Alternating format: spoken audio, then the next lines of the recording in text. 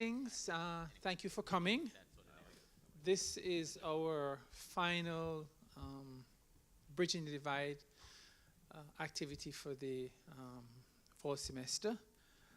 As you can see, the issues could not be more timely, and we hope again today to have a productive conversation. I think more will drift in and drift out. That's been the nature of these issues. So Professor Vitale is going to be moderating, but again, we're going to leave lots of space for questions and comments from the audience.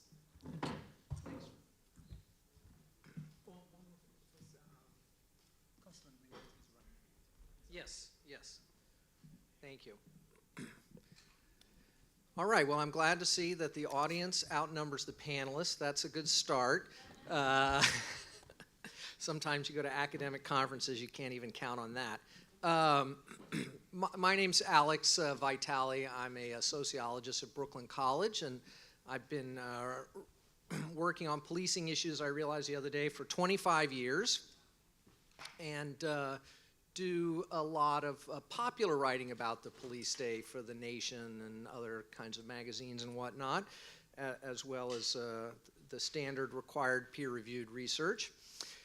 I'm very happy to be included in the Bridging the Divide series of panels this year. I think I'm also an actual panelist on one in the spring.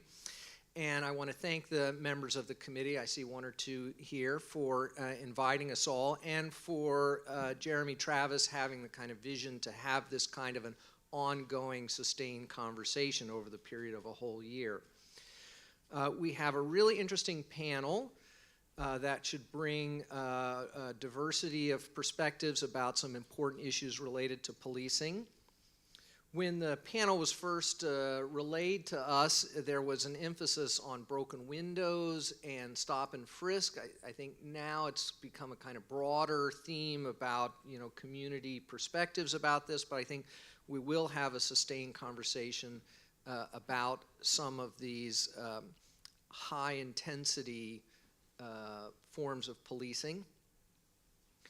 I want to say that in my own thinking about policing, I've tried to develop a set of metrics, if you will, for thinking about the utility of various forms of policing.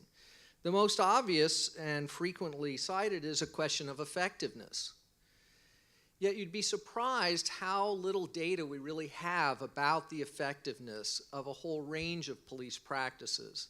And even when evaluation research is conducted, the results are often either inconclusive or contradictory. And in many cases, we find that particular police practices are either ineffective and in some cases even counterproductive. Hold out putting armed police in schools as an example of that. But even if a particular type of policing is effective, let's say reduces crime as desired, that can't be the only metric that we use in deciding whether or not this is an appropriate form of policing. We must also consider whether or not the policing is lawful.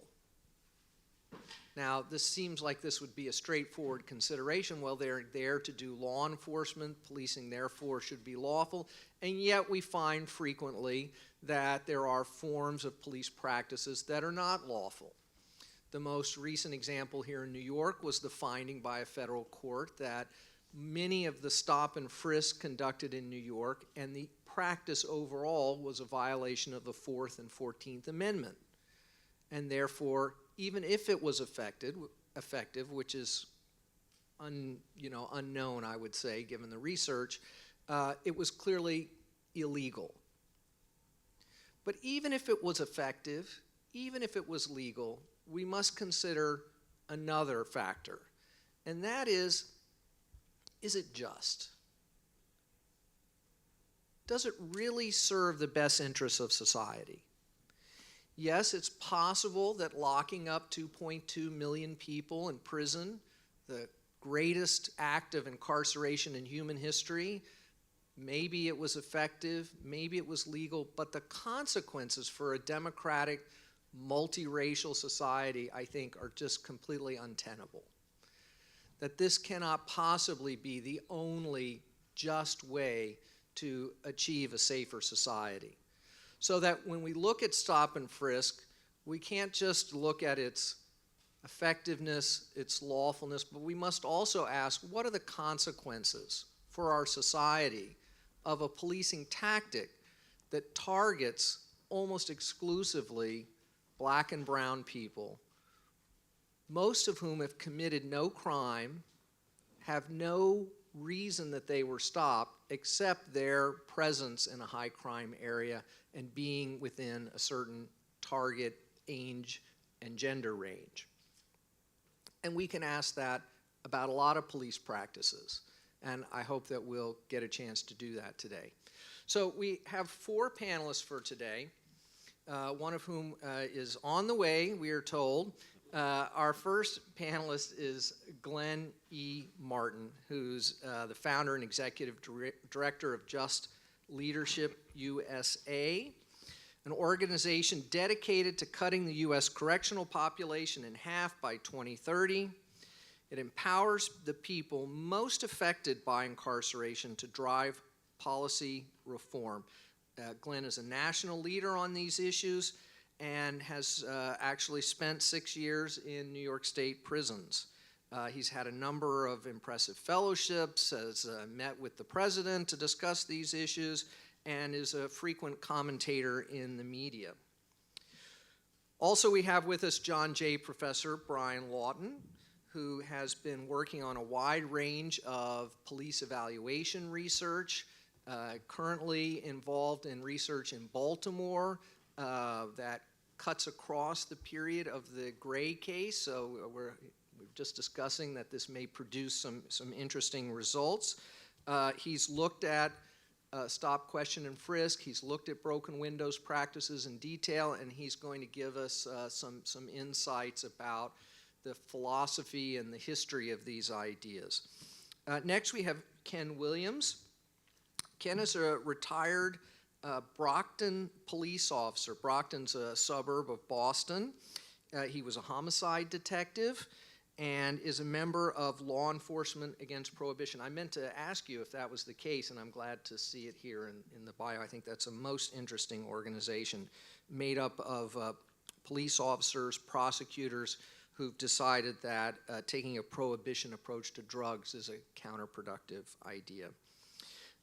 Ken provided full disclosure on a innovative lawsuit that questions the usage of federal monies by police departments who are engaged in discriminatory policing practices. And he's identified a Civil War era legal mechanism that allows members of the public to bring fraud to the attention of the government and sue for the practices to stop, for the government to recover the money, etc.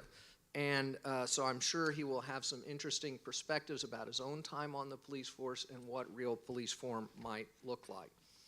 Finally, we're supposed to be joined by New York City Council member Jumaane Williams from Brooklyn, a graduate of my own college, Brooklyn College. He represents the 45th District in Brooklyn, which is much of the Flatbush neighborhood, a heavily West Indian neighborhood. Deputy leader of the City Council, chair of the Council's Committee on Housing and Buildings, and co-chair and co-founder of the Council's task force to combat gun violence, which Glenn is a member of. And he's co-founding member of the Progressive Caucus and a member of the Black, Latino, and Asian Caucus, and someone who has both worked closely with police in developing innovative crime-fighting solutions and also worked with communities to develop non-police-based methods of reducing juvenile crime in particular. So with those long introductions out of the way, I'll ask Brian if he can get us started with his presentation about broken windows policing. Thank you.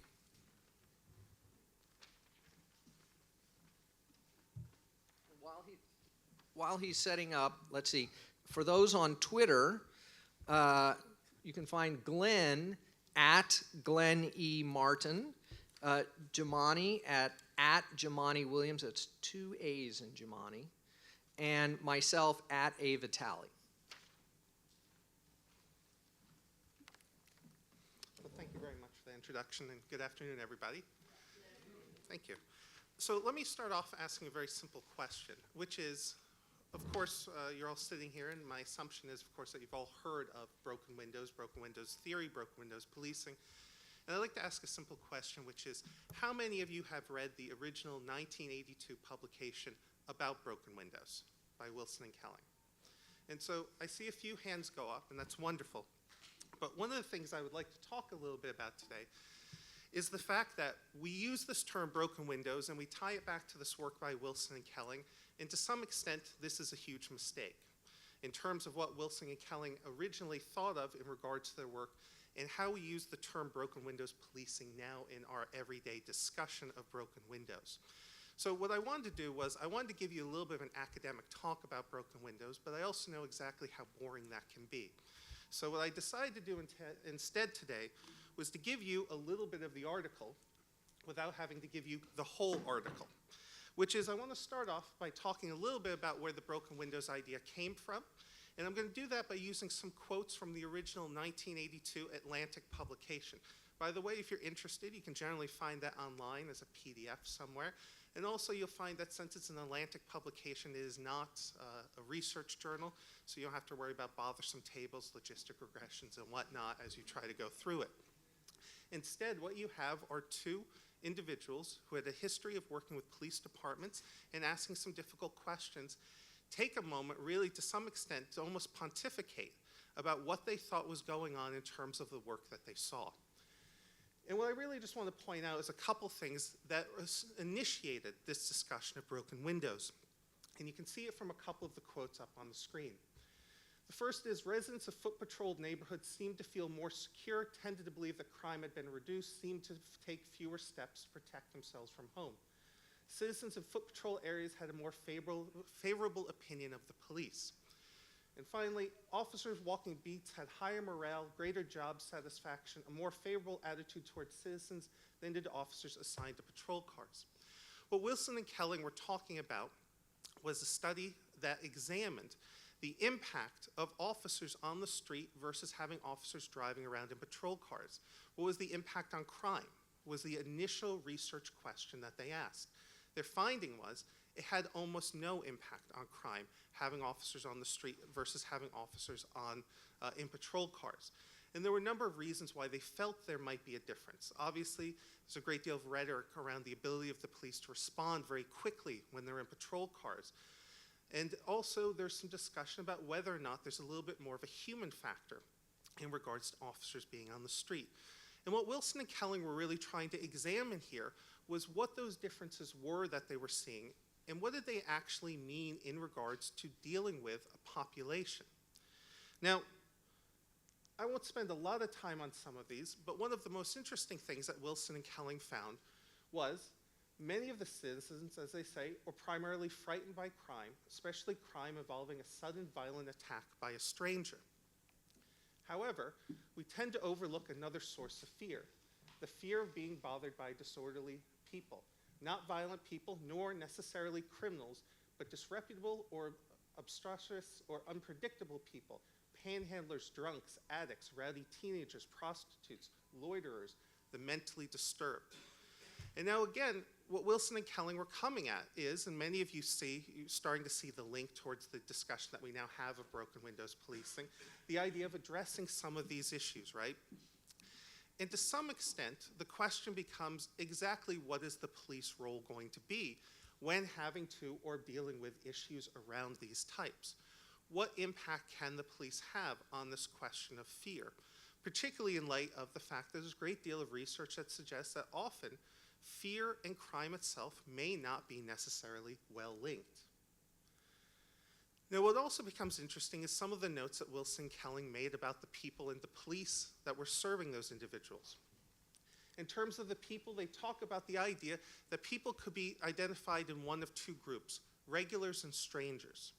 And what they're talking about here was a very simple distinction, that was focused on the individuals who are using, living, and using these community areas. And one of the points that Wilson and Kellen make very clear is the fact that these areas will have different distinctions of who's a stranger and who's a regular. Different neighborhoods, different street blocks, all can have different identifications for who those individuals were. Those regulars and strangers could include individuals who were engaging in what we might consider disorderly behavior. We talked a moment ago about some of those lists of the loiterers, the panhandlers. That wasn't what necessarily made those individuals a problem, but it was a question of whether strangers or regulars were the individuals being identified. Rules were defined and enforced in collaboration with regulars on the street. And so what Wilson and Kelling were talking about here was a distinction being made about acceptable versus unacceptable behavior, what they referred to as untended behavior, based on whether or not individuals resided in or were a stranger to the areas in which the police and the population that lived in the area were identifying with. They also say here another neighborhood might have different rules, but these were the rules for this neighborhood. And these rules, to some extent, were going to be identified and, to a lesser extent, enforced by the individuals who resided in these areas. The police, and you can see I've repeated that last quote there as well in terms of regulars and strangers, but the police knew who the regulars were. And what that meant was, in terms of their enforcement, 2 different stages of enforcement were expected from individuals who resided on those streets. And there was going to be enforcement in regards to individuals who were regulars, and there was going to be enforcement in regards to the individuals who were strangers. As he saw his job, he was to keep an eye on strangers and make certain that the disreputable regulars observed some informal but widely understood rules. And the idea here is making a real distinction to some extent between the idea of deviance and criminal behaviors. Deviant behaviors that are simply not going to be tolerated versus behaviors that are going to be criminal in nature. And it was expected that officers would be able to make that distinction and from there make a decision about the appropriate course of action. Persons who broke the informal rules were arrested for vagrancy. If someone violated them, the regulars not only turned to the police for help, but also ridiculed the violator. They could be described as enforcing the law, but just as often it involved taking informal or extra-legal steps to help protect what the neighborhood had decided was the appropriate level of public order. Some of the things probably would not withstand a legal challenge. And again, the point of this is talking a little bit about what was framing this idea of broken windows. Now, I haven't talked at all about a window yet, but obviously many of you know the example. And the example is, of course, we hear a window is broken, maybe it's a car, maybe it's a house. But if there's a lack of attention to that detail, it suggests a lack of caring or concern or proprietorship by individuals residing in the area. Once that message is understood by individuals using that area, then we see an escalation in terms of other behaviors that might be unacceptable as well. More windows get broken. Other behaviors become less tolerated. And the idea is as these behaviors increase, you start to lose any sort of informal social control that may have been held by the neighbors or individuals residing in these areas. Now, in part, what Wilson was referring to is what they refer to as untended behavior. The idea that these certain behaviors were not going to be acceptable. These untended behaviors lead to the breakdown of the community. It is not inevitable that serious crime will flourish, but many residents will think that crime, especially violent crime, is on the rise, and they will modify their behavior accordingly.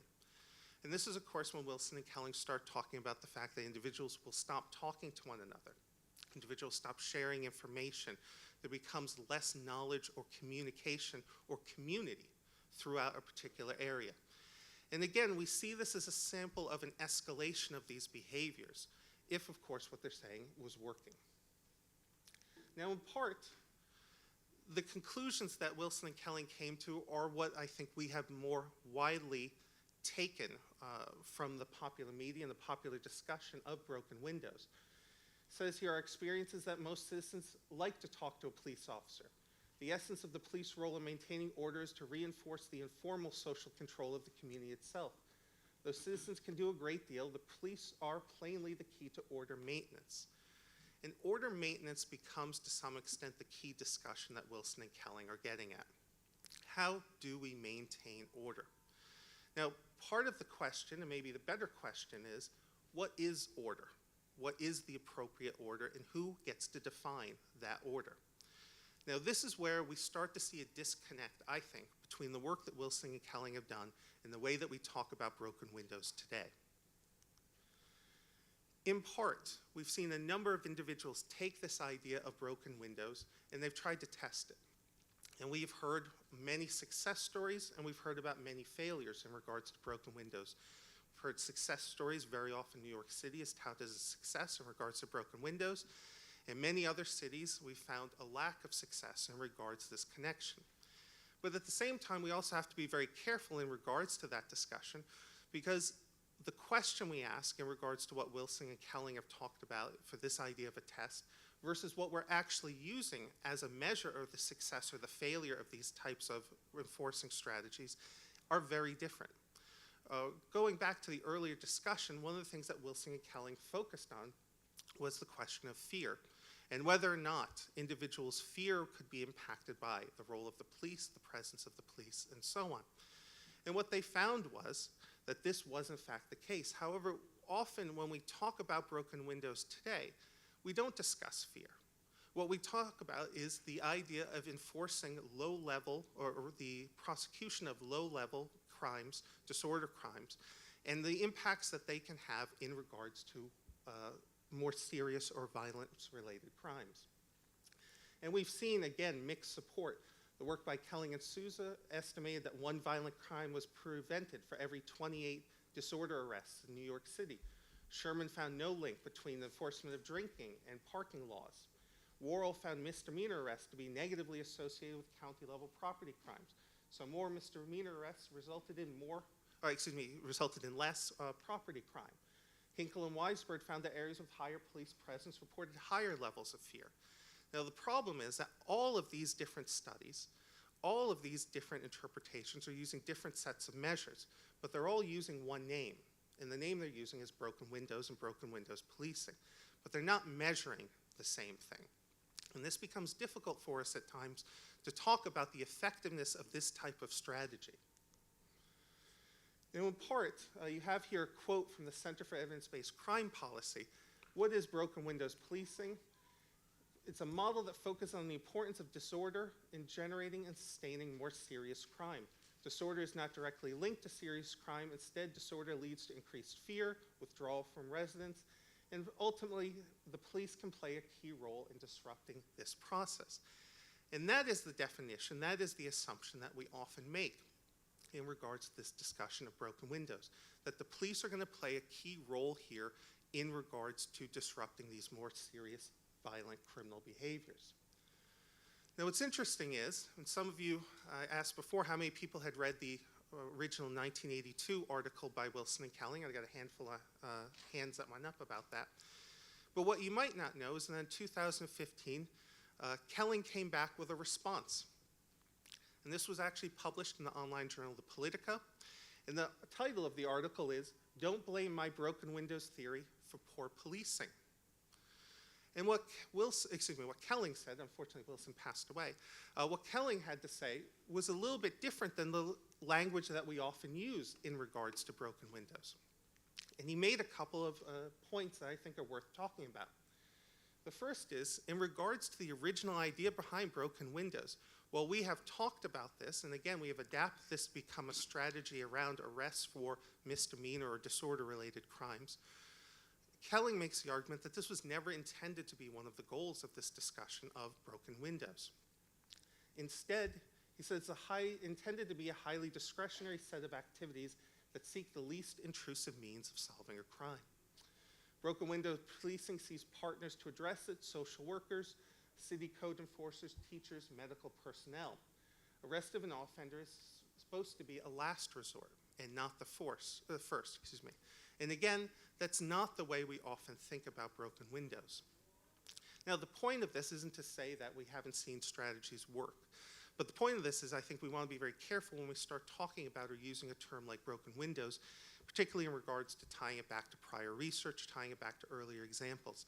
Much like a number of different terms that we use in any sort of research endeavor, we can have different words that mean, we can have the same word that can mean or are related to very different ideas. And in part, as we talk about this today, I think we do want to make sure that we have a distinction here about what broken windows was intended to do and what we could then legitimately expect from something like this. Kelling goes on to say, police themselves have not always applied the broken windows approach in a manner which is most effective. In terms of this idea of the compatible and responsive to community goals and desires, both are crucial to good broken windows policing, which by its nature depends on the exercise of seasoned discretion.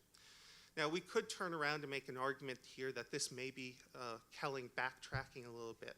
Here we are about 30 years later, changing the tone of his work in regards to what he's seen going on across the country. But the final point I would just make here is a couple of quotes that Kelling made back in 1982 with the original article both he and Wilson produced. Arresting a single drunk or a single vagrant who has harmed no identifiable person seems unjust. A particular rule that seems to make sense in the individual case makes no sense when it is made universal. It makes no sense because it fails to take into account the connection between one broken window left unattended and 1,000 broken windows.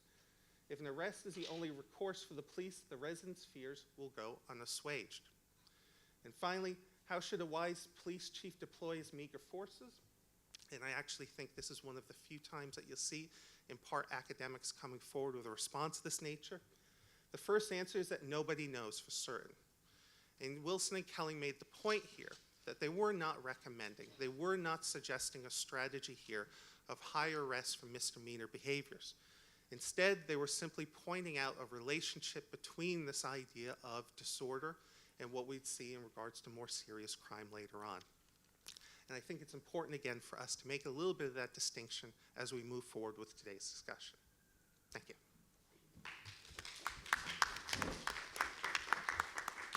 Thank you, Brian.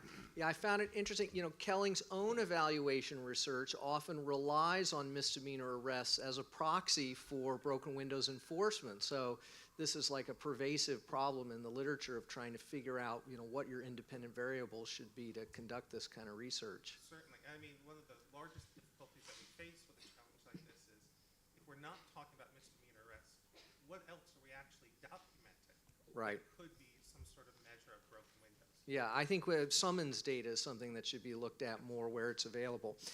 Ken, can we ask you to go next? So just a reminder, this is Ken Williams, a former police officer and detective in the Brockton, Massachusetts Police Department. Thank you, Ken. Thank you.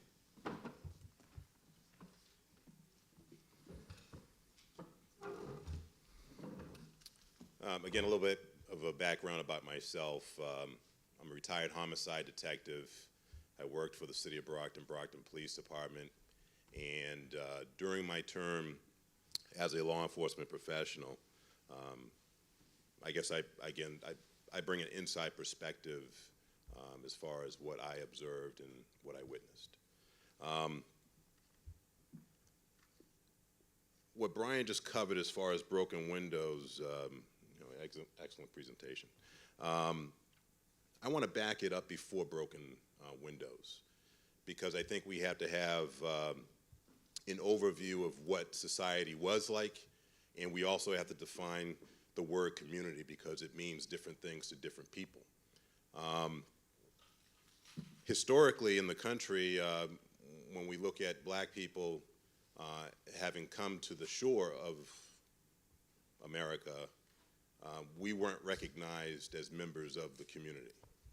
We were vessels used to profit from, and the journey for several hundred years has been to bridge the gap and be recognized in the community as well as be recognized in the law.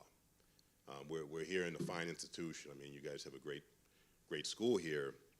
And some of the things that occurred over time were that after a civil war, the 14th Amendment was passed. And it stated that under the equal protection of law, all people would receive equal protection under law. And the 14th Amendment has been broken many times by police agencies ever since its passage. And when we think about the fact that we had a transition period, 1957, for instance, Board versus Brown of Education allowed us to get rid of segregation in schools. Certain commissions investigated some of the problems that were going on in the community.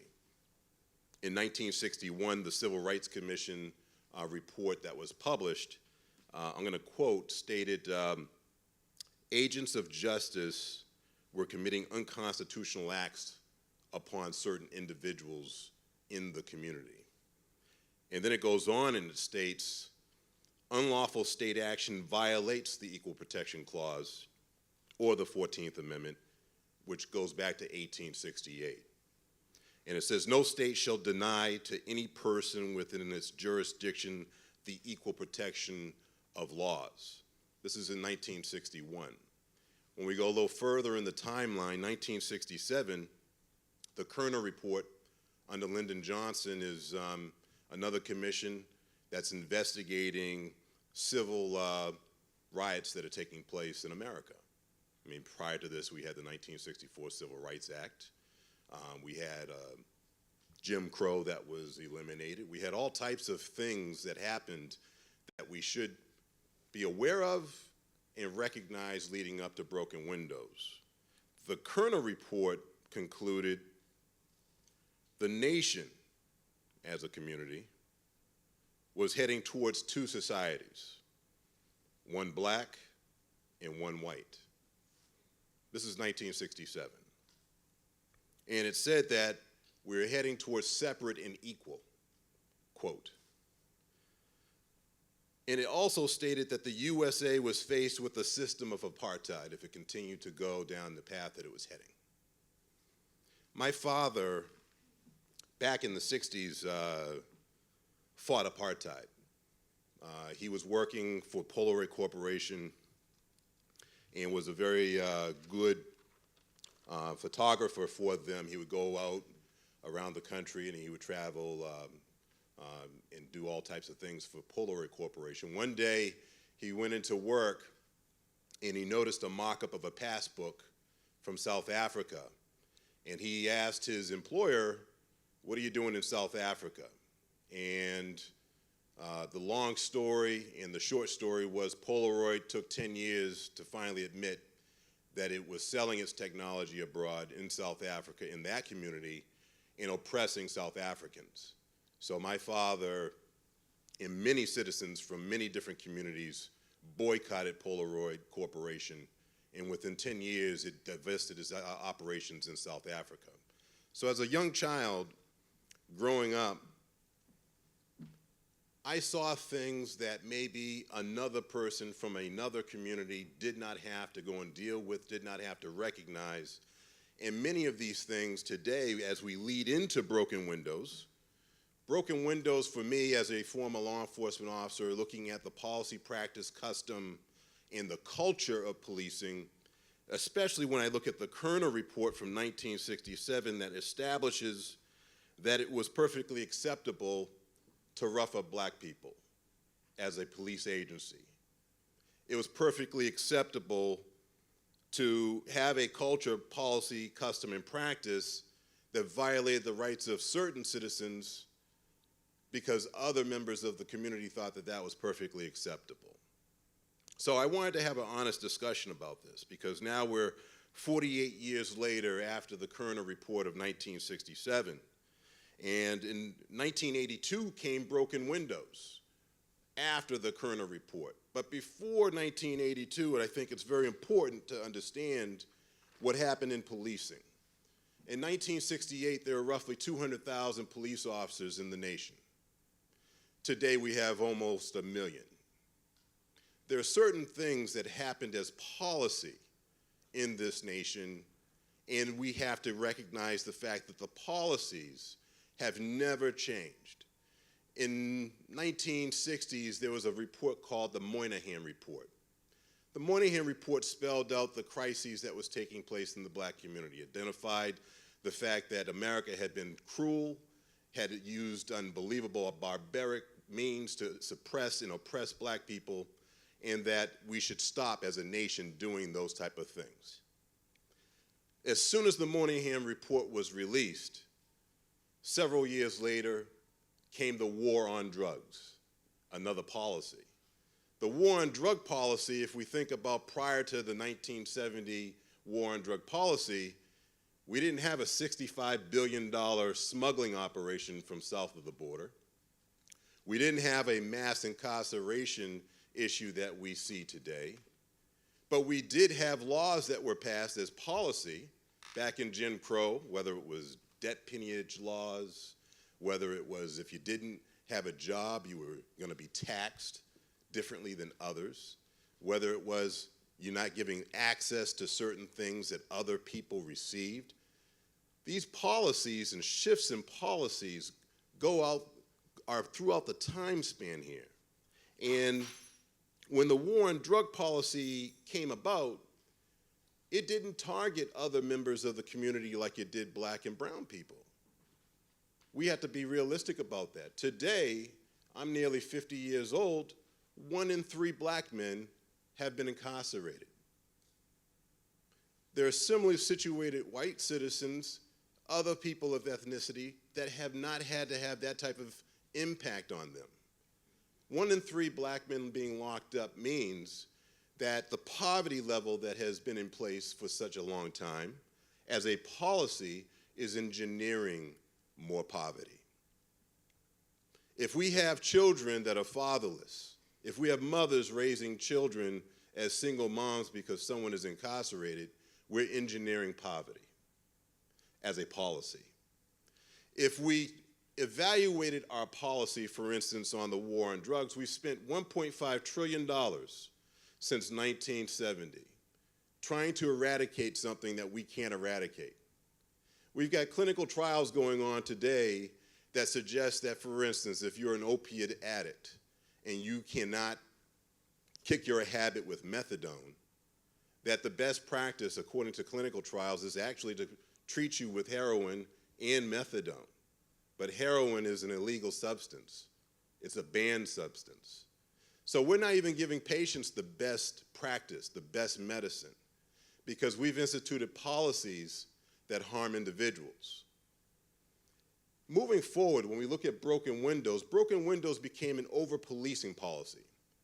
As we ramped up the number of jobs that were available for people to go into the policing profession, we didn't look at and tackle broken windows universally across the board in every community.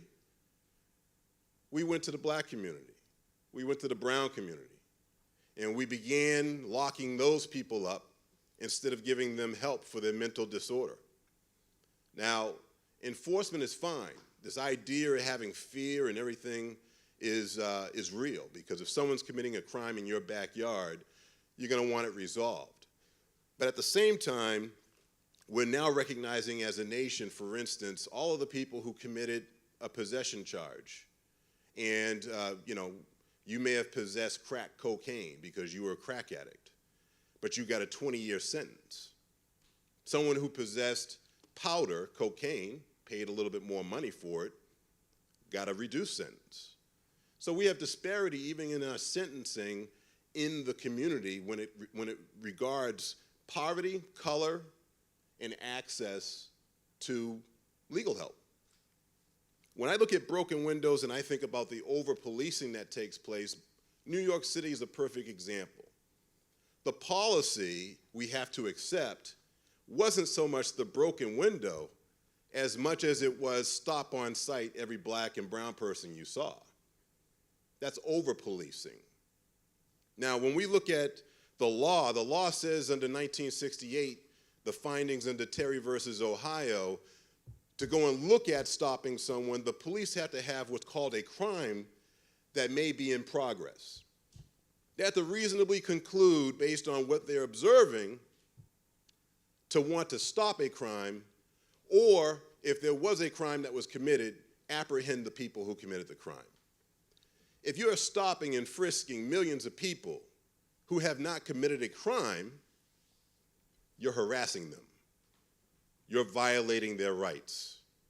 In some instances, the 1961 Commission report, which had several officers testify, said that the normal practice was that if we went to work, these officers said during the commission, and we stopped 50 black people, and we discovered one person with items on them that committed a crime, then that was, as a policy, practice, custom, and culture, perfectly reasonable and acceptable. It is not acceptable because the 49 other people had their rights violated. So we're going to have a very good heart-to-heart discussion about all these theories. But the one thing that always is missing, and the reason why I'm referring to actual commission reports, is because you need data in order to evaluate what the processes are and their impact. Broken windows theory, now that we're some years into it, yes, the original people who looked at this thing in 1982, they're looking at what the police have done with it, to exploit it, to take it and use it for something unintended purposes, which was obviously they're looking at the fact that when you have settlements in the order of millions of dollars for civil rights violations that are occurring across the nation, when you have excessive force, police brutality, when you have modern day lynchings is what it's called, but people being shot and killed, this is crazy. And until we have a serious conversation about this stuff, we can't correct it. My name is Ken Williams. My website is kwillservices.com.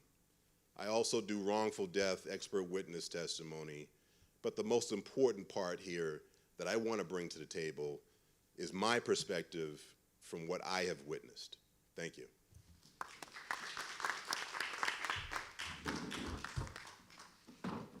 Thank you, Ken.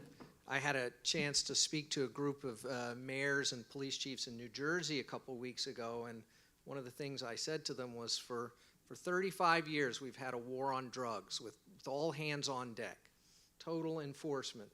Drugs are cheaper, easier to get, and of higher quality than they've ever been.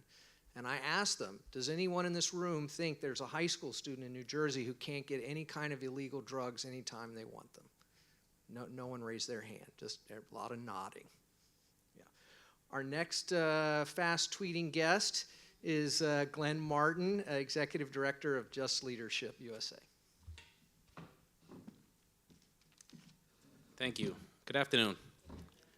So I remember the good old days where I could speak after a law enforcement officer and try to rip his statements apart, and this guy gets up and he says half the stuff I was planning to say.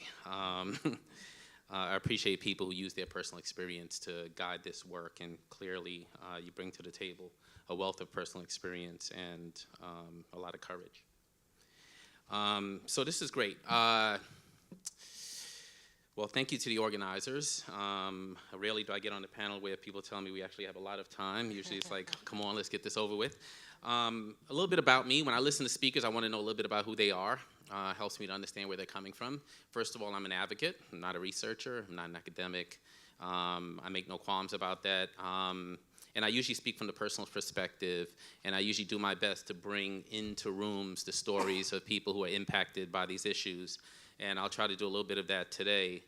I was born in Brooklyn, but spent the first few years of my life in the Caribbean, a small island called Grenada, and then came back here in the early 80s, very early.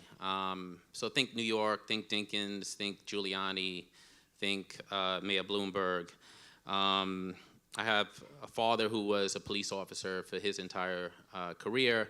I have an older brother. I'm one of three brothers. My older brother went into the military and became a correction officer for 10 years, and now is a U.S. Marshal. And then I have a younger brother who went to prison, like me. And so I served 6 years, he served 2 years. And we both grew up together. We all grew up in the same household, single parent household. My father wasn't there. Father's white, mother's black. I'm sort of glad my white father wasn't there in Bed-Stuy in the 80s. That would have made things tougher. And now I live in Harlem, central Harlem. And the reason I bring that up is because if you know anything about stop and frisk and how it's impacted New Yorkers, then you know that Harlem is ground zero. I literally remember getting off the train at 135th Street and walking uptown, and every day seeing 2-3 people up against the wall or being harassed or being questioned by police officers on that journey. And then I want to talk about what it looks like now, actually, post the kind of stop and frisk we used to see. I was an advocate to push back on stop and frisk. I always believed that while the Supreme Court said it was a legitimate tactic, we went from using it like a scalpel to using it like a blunt axe in certain communities. And I think that now that I'm in spaces where people are theorizing about practices to achieve public safety, for me, it's so easy to see where the disconnect is because my lens is the lens of experiential knowledge. And as I hear privileged people sitting in a space, having a discussion about the people I grew up with, and having that discussion sort of line up with reality like this, I'm glad I'm in those spaces to shift the conversation a bit. But I think of how many conversations have happened over the last few decades, if not the last few centuries in this country, where the very people who are most impacted by those policies have no voice in those discussions, which is why I've built this organization, JustLeadershipUSA, which invests heavily in the leadership of people like me, people who've been impacted by the system.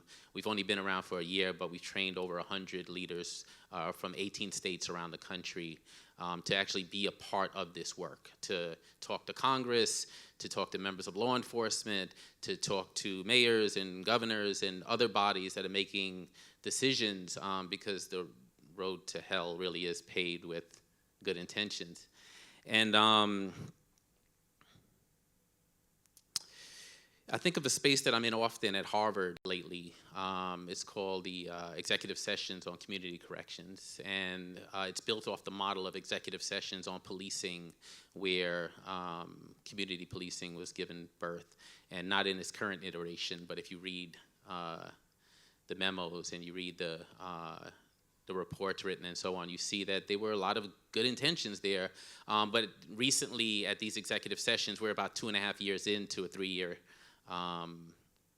experience.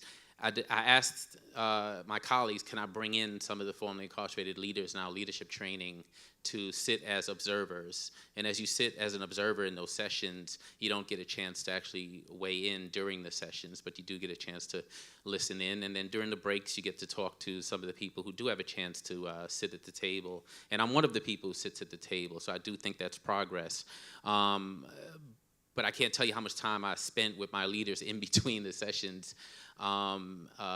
First of all, sort of helping them to come down from their emotional response to what they're hearing in those spaces, mostly because, and these are colleagues who I know and love. They're some of the most progressive people, honestly, in the United States, although it's politically balanced. But they're people I've worked with for over a decade. And at the same time, you know, due to lack of cultural competency, they often get it wrong. And so I think we have to do more and more to include the voices and the leadership of people who have been impacted by these issues in those spaces, because that's where policy is made. You know, power exists in places like Harvard, and decisions are made there that impact communities for 40 years. You know, $1 trillion spent, 40 million people locked up, 40 years of doing this, and as you said, drugs are as inexpensive and available as ever before. But the damage, the human carnage that's caused, it's hard to undo that sort of damage. And so I think if we front load the voices of those people, we avoid that. There was a mention of the 2.4 million people in prison and how policing is sort of the gateway into our criminal justice system. I would expand that a bit. I would talk about the 5.6 million under supervision and the 65 million Americans that have a criminal record on file and the 100 million Americans that have an arrest and or criminal record on file. I like to say that out loud in front of audiences because we talk about criminal justice as if it's some small group of people that have done something wrong that need to be controlled. And the truth is, at this point, it's who we are as a country. It's in our DNA. We have criminalized 100 million citizens in one way or the other. And I think policies like this is part of what gets us to where we are now. So aggressive policing of communities of color has always, in my opinion, I agree, been a hallmark and not a bug in our criminal justice system. Sometimes we talk about it as like something we need to sort of tweak to get right. But it's been a real hallmark in terms of aggressive policing in these communities. And this pattern, in my opinion, consists in what comes across as ostensibly benign tactics like broken windows and stop and frisk. And worse yet, obviously, is the lopsided application in poor communities and communities of color, where we take these quality of life crimes that are mostly harmless individual behaviors to justify collective suspicion and surveillance. And so, you know, some people would say, oh, it seems like you're just sort of writing off the behavior that gets people locked up. And, you know, that reminds me of when I was at City Hall with Mayor Bloomberg a few years ago, just before he left office, and we were having a discussion about public safety, which I would argue needs to be a very different discussion than policing. I'm not sure those two things can be so easily tied together. But as I'm talking to him about public safety, we end up talking about stop and frisk. And he says, oh, you know, Glenn, I know how you feel about this stuff, but come on, it's all the blacks and Latinos committing crime. Where do you want me to send my cops? As if you can't police a community without the civil rights violations that were going on. And again, I think this is a man who truly believed he was saving black lives and doing the right thing. And I think that there's a pattern here of this conversation I started with about good intentions. I would argue that when a community has quality of life issues, the last thing they actually need is heightened police aggression and enforcement mechanisms, which inevitably capture and trap even more people in cycles of incarceration and poverty, which gives rise to the very behaviors that we're arresting people for in the first place. I live in a community where whenever there's a crime, and I know at John Jay there's a lot of young people of color who live in these very same communities, you know, we throw up a guard tower. You know, I've served on Community Board 10. I've listened to the conversation in the Public Safety Committee. It's all about enforcement. It's all about incarceration. When we had motorcycles that were illegal riding through Harlem, and the community board said to the police, like, okay, I know you come here every month and talk about how many people you're locking up, but we want to have a conversation about how we could do something different. Why? Because your policing tactics are actually harming more people. When people run through the red light, they get hurt, they get killed, the bikers get killed, other people get killed. And here's the community board signing off that we need to probably leave them alone, actually, and that you actually cause less harm and you get more public safety that way and find another way to deal with the problem. And reluctantly, after many, many meetings, the local police department bought in, and things were fine. I mean, it was noisy, but things were fine.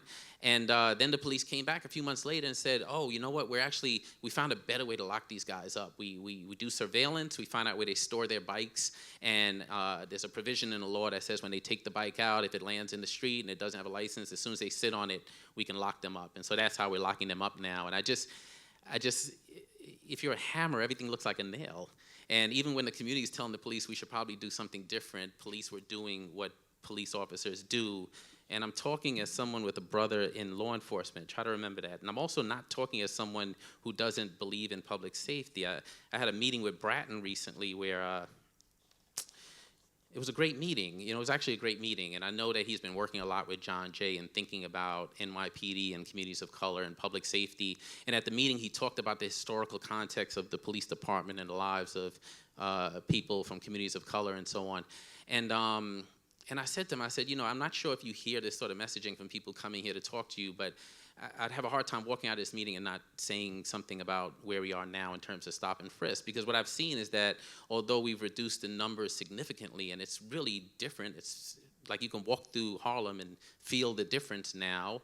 Although I would argue the broken window stuff tends to happen in spaces where you can't see it walking up and down the block. But definitely stop and frisk is not where it was just a few years ago.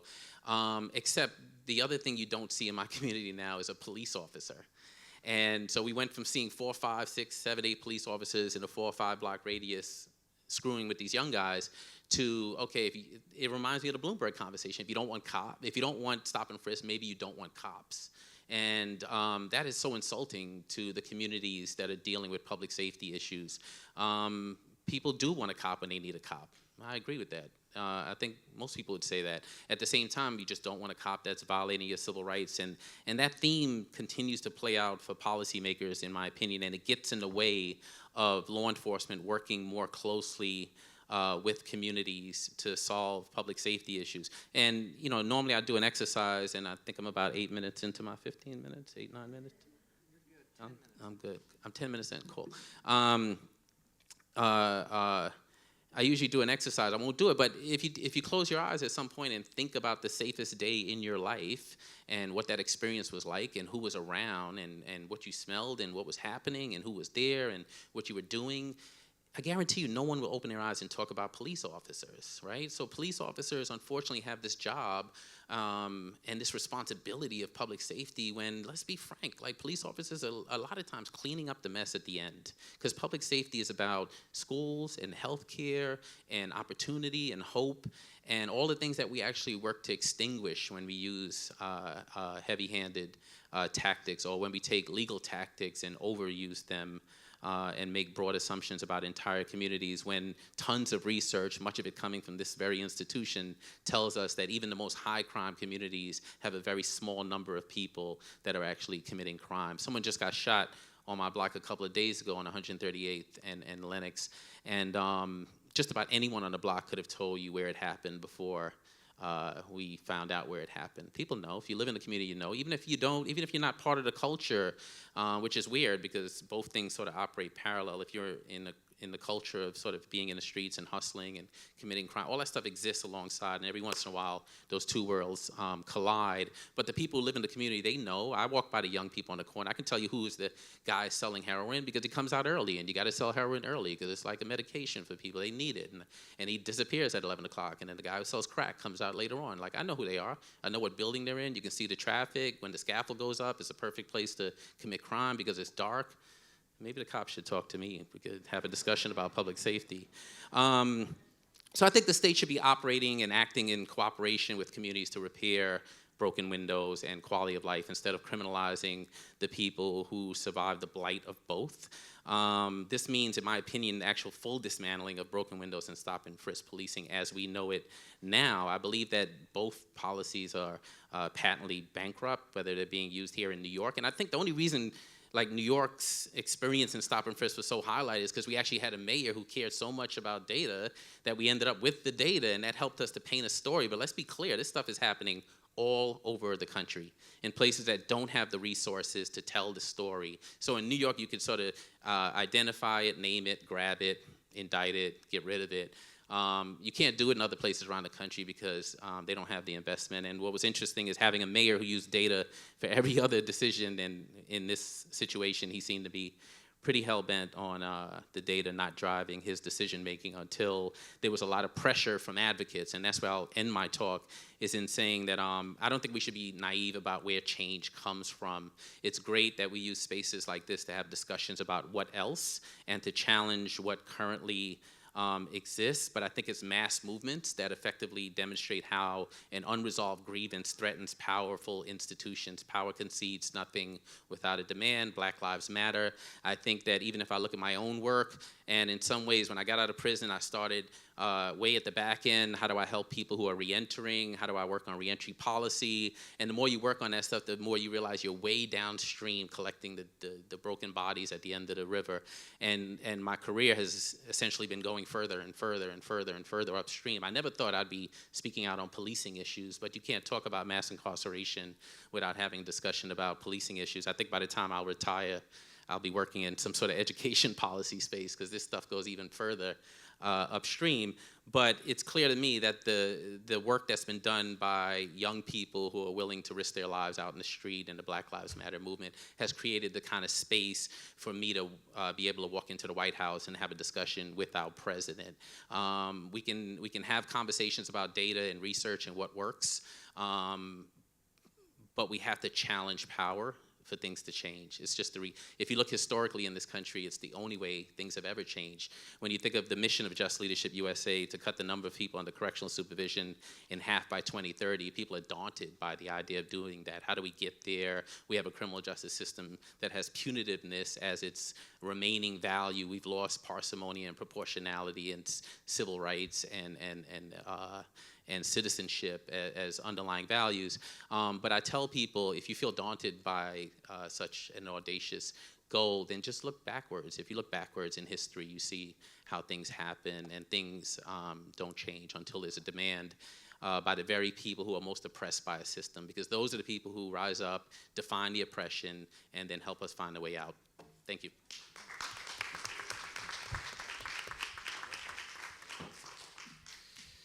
A challenge to us academics. I went to a lecture at the Graduate Center given by Todd Clear, who was the distinguished professor at the time here at John Jay College, and at the time he was president of the American Society of Criminology, and he gave a very sobering lecture for the many graduate students in the room. He said for his 30-year career, there had been a near consensus on a number of important criminal justice questions about the negative effects of incarceration, the racial undertones of policing, et cetera, but that public policy had moved in exactly the opposite direction every one of those 30 years. And that if we wanted to make an impact on these policies, another white paper, another obscure journal article was not likely to turn the tide. And he challenged us to find ways of exercising power, and I certainly have tried to take that to heart. You raised the issue of public safety, and I'll sort of start with a question for everyone. We're hoping that Councilmember Williams will join us. If he does, we'll just send him right in. We'll have some questions from the audience in a second. I always say, you know, I live in the city. I'm raising children in the city. I want the city to be safe. I want it to be livable. I want the parks to be usable, et cetera. The question is whether or not some of the forms of aggressive, heavy-handed, invasive policing that we have invested so much hope in are really the most effective, legal, and just ways of doing that. And if we understand the current conversation about reform, from the President's task force to the Department of Justice interventions to what local police are doing, as reforms of increase some community policing, make some changes to training, maybe diversify police a little bit, add some body cameras, are you hopeful that these will bring about the kinds of substantial changes along a metric of real racial justice? And if not, do you have some other ideas? So you have any thoughts about that? Put you on the spot here. Sure. And I think we're taping. Let's try to use these if they're working. Okay. You know, what's interesting is there we go. What's interesting is bringing up even a topic like body cameras in a discussion like this, because in part we've now decided to some extent that this is going to be our new big solution to some of these issues, that we're going to document these issues better. But to some extent, I worry that when we talk about things like this, some of these tools as being ways for us to resolve some of these issues, we're missing the point of what's actually going on. And the truth of the matter is, and recent events have demonstrated to us, that one additional camera isn't necessarily going to solve anything. We look at a lot of the footage that we're seeing from police cars. We see the footage that we're seeing from people with their own personal phone cameras going on. I was walking down the street the other day, walking down towards Port Authority, and there's interaction between a police officer and an individual who appeared to be homeless. And there were 4 people recording the event on their cell phones. They had their cameras up and they were taking it. And you know, I didn't stay long enough to see how this resolved, but I mean, I'm sure if that it had been a situation where this had degenerated further, become violent, we would have been watching some of those videos on the news. In some ways, I get worried when we talk about things like a body camera as being some way of controlling or as some sort of solution to these problems necessarily.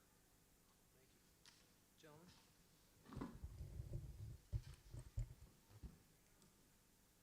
I'm going to go back to what I said earlier. Policing since the late 60s has grown to nearly 1 million people out there in the community that are policing, from 200,000 to nearly 1 million. Whenever you grow exponentially like that, you have to think about the policy. I'm going to go back to the war on drugs that began this growth of policing in communities like this. If I, as a drug officer, wanted to go out, and my intention was to go out and score as many arrests as I possibly could in the shortest span of time, Thursday, Friday, Saturday, I could go to any college, university and lock up people all day and all night probably. I would ruin their lives, absolutely ruin their lives, because once you graduated and you had to go in, if you get locked up for a felony, you're no longer eligible for financial aid, so you might not even graduate. That's a possibility. Now having to mark off and check off on the box that you've been locked up for a crime, that's going to reduce some of the pool of possibilities that you have for earning potential. There are a host of things that come from my discretion on how I use my authority. And the reason why I raise that is because when you hire so many folks, and the policy before you hired them, that's the reason why I looked at the commission reports, the Kerner commission report, that says that it's perfectly acceptable for us to go from lynching people to still roughing them up. You have to accept the fact that in the community, the policing community, some people have a policy, some people have a culture, a custom, and a practice that they think that is perfectly acceptable. The problem also becomes, I'm a person that's a whistleblower, made more than 6 figures every year. But one day, because a gentleman walked up to me and told me that he was wrongfully arrested, called African Jungle Bunny, thrown in a jail cell, falsely arrested, remanded there, kept there after the police officers that I worked with explained outside of the jail cell that he shouldn't have been locked up, I could have turned a blind eye to it, but I assisted him. Ultimately, it led to one person being eventually fired. But I looked at the entire system and said, look at all of these other people who have supported the cover-up of the false arrest. When you stand up and you speak out, sometimes you get blowback. In my case, I received blowback. I was pushed off and sent off on my way. But that doesn't mean that I did anything wrong. That means I did everything right. We need more people to stand up and speak out. We need more people to understand their rights. We need officers to understand that more people who are poor, disadvantaged, the young, the elderly, understand their rights, because that will counter some of what we're seeing. If we're about solutions, one of the solutions I would propose would be just like a doctor. He goes out, botches up your knee. You have, some sort of ACL tear or something like that. He botches it up. You sue him. His insurer is going to do something about that when they evaluate what the doctor did or should have done as best practices. Police agencies today need a best practice standard that is completely a third party, separate from internal affairs, separate from the administrators, separate from the city, because the city and the administrators, all those people who are overseeing these institutions, they don't want to be sued. So when you look at internal affairs, and nobody here probably understands better how internal affairs works than myself. If I were to explain to you the charade game that goes on behind the scenes, your mouths would open up and you'd say, wow, I just never understood that. The problem is, We need a third-party insurer to actually be the agency that oversees the civil rights violation complaint. If the police officer has to pay a third-party insurer, the insurer is going to increase their rates if they find that that person is a risk. They may not cancel their policy. If you go out here and drive and get into 5 accidents today, guess what? Your insurance might be canceled tomorrow. If a police officer's indemnification on the insurance policy is let go, take away their shield, take away their gun, and let them find another profession. Problem solved. It would also, if you had it so that other police officers, take for instance Chicago, how do you have that many police officers stand around, watch someone get murdered and do nothing? Don't arrest the murderer. How do you have the Department of Justice, the local prosecutors, the police administrators have physical a tape that shows a murder, and they wait and sit for a year? How do you trust an institution that can't police itself? You can't. If you do, that's unreasonable. So another step would be what I did against the Brockton Police Department. I have what's called a False Claim Act case that I filed. The False Claim Act case empowers the people who are the folks that sponsor these institutions to hold them accountable against fraud, waste, and abuse. Federal law says that under Title VI, if you take federal grant money, you can't be anti-discriminatory in policy, practice, custom, or culture. The lawsuit that if I filed, it's called United States Ken Williams versus City of Brockton, if successful, could return $40 million back to taxpayers. That's how you hold an entire institution accountable. Title VI has been used in pharmaceutical lawsuits, been used in Medicare fraud lawsuits, where the United States government has reciprocated and received back billions of dollars from people and entities that have committed waste, fraud, and abuse. Police departments since 1995 have received $15 billion of your taxpayer dollars. And if you're not satisfied with the service you're receiving, if you don't believe that they're serving and protecting you and giving you access like all other people are receiving, then I would suggest anyone with information, hold them accountable with the False Claim Act. Thirdly, we have to go and make sure we tell police agencies enough. If someone has committed a crime, terminate, prosecute. Enough of this foolishness that, police agencies act like their thumbs are tied when it comes down to investigating themselves. If Mr. Martin and I go out there on a street corner and we look like we're about to break into a store, guess what? We'd have police swarming all over the place because they think, hey, they have reasonable suspicion to believe that we might be orchestrating a crime together. They'll take care of that. But you mean to tell me a videotape exists of a man being shot that's running away from police 16 times and it takes a year to lock somebody up? It's absurd. It's absurd.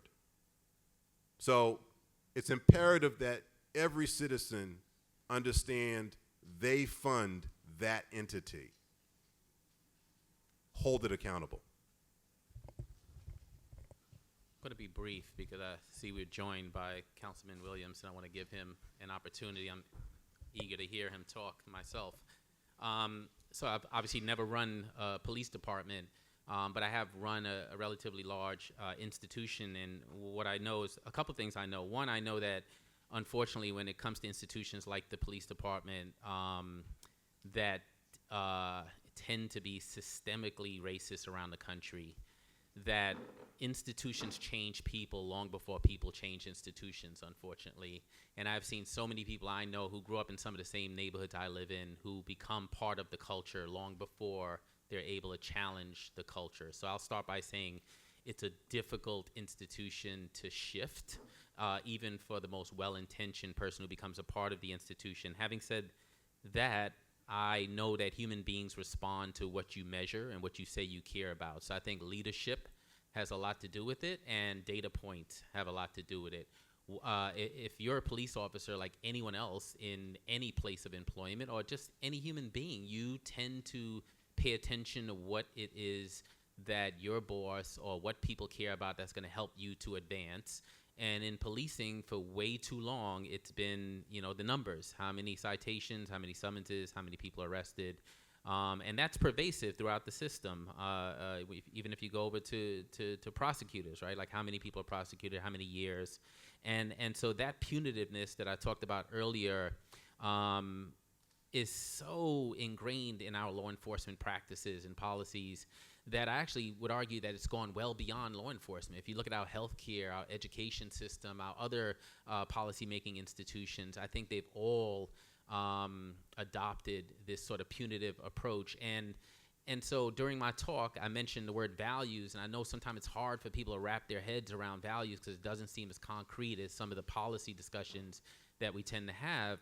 But until we instill a whole new set of values and until the leadership of these departments adopts those values and holds people accountable, carrot and the stick, I think you have to hold people accountable. I just saw before I stepped onto this panel that Mayor Rahm Emanuel called for the resignation of Gary McCarthy. Gary's a good friend of mine. That's painful to hear. At the same time, there is something to be said about accountability. Accountability from the head of law enforcement to rank and file, and accountability from decision makers who hire folks into those positions when things don't go well. And that's not a statement about what's happening with Gary, but it is a statement about the fact that the more we recognize that there is a price to pay for not responding for what is clear violations of civil rights is going to be met with a penalty. Thank you. I've been a fan of some of Gary's work and wrote a report about their handling of some stuff, and I wonder if maybe Gary should have called for Rahm's resignation. Maybe that would have been a more useful intervention. I want to welcome Jumaane Williams, who's joined us.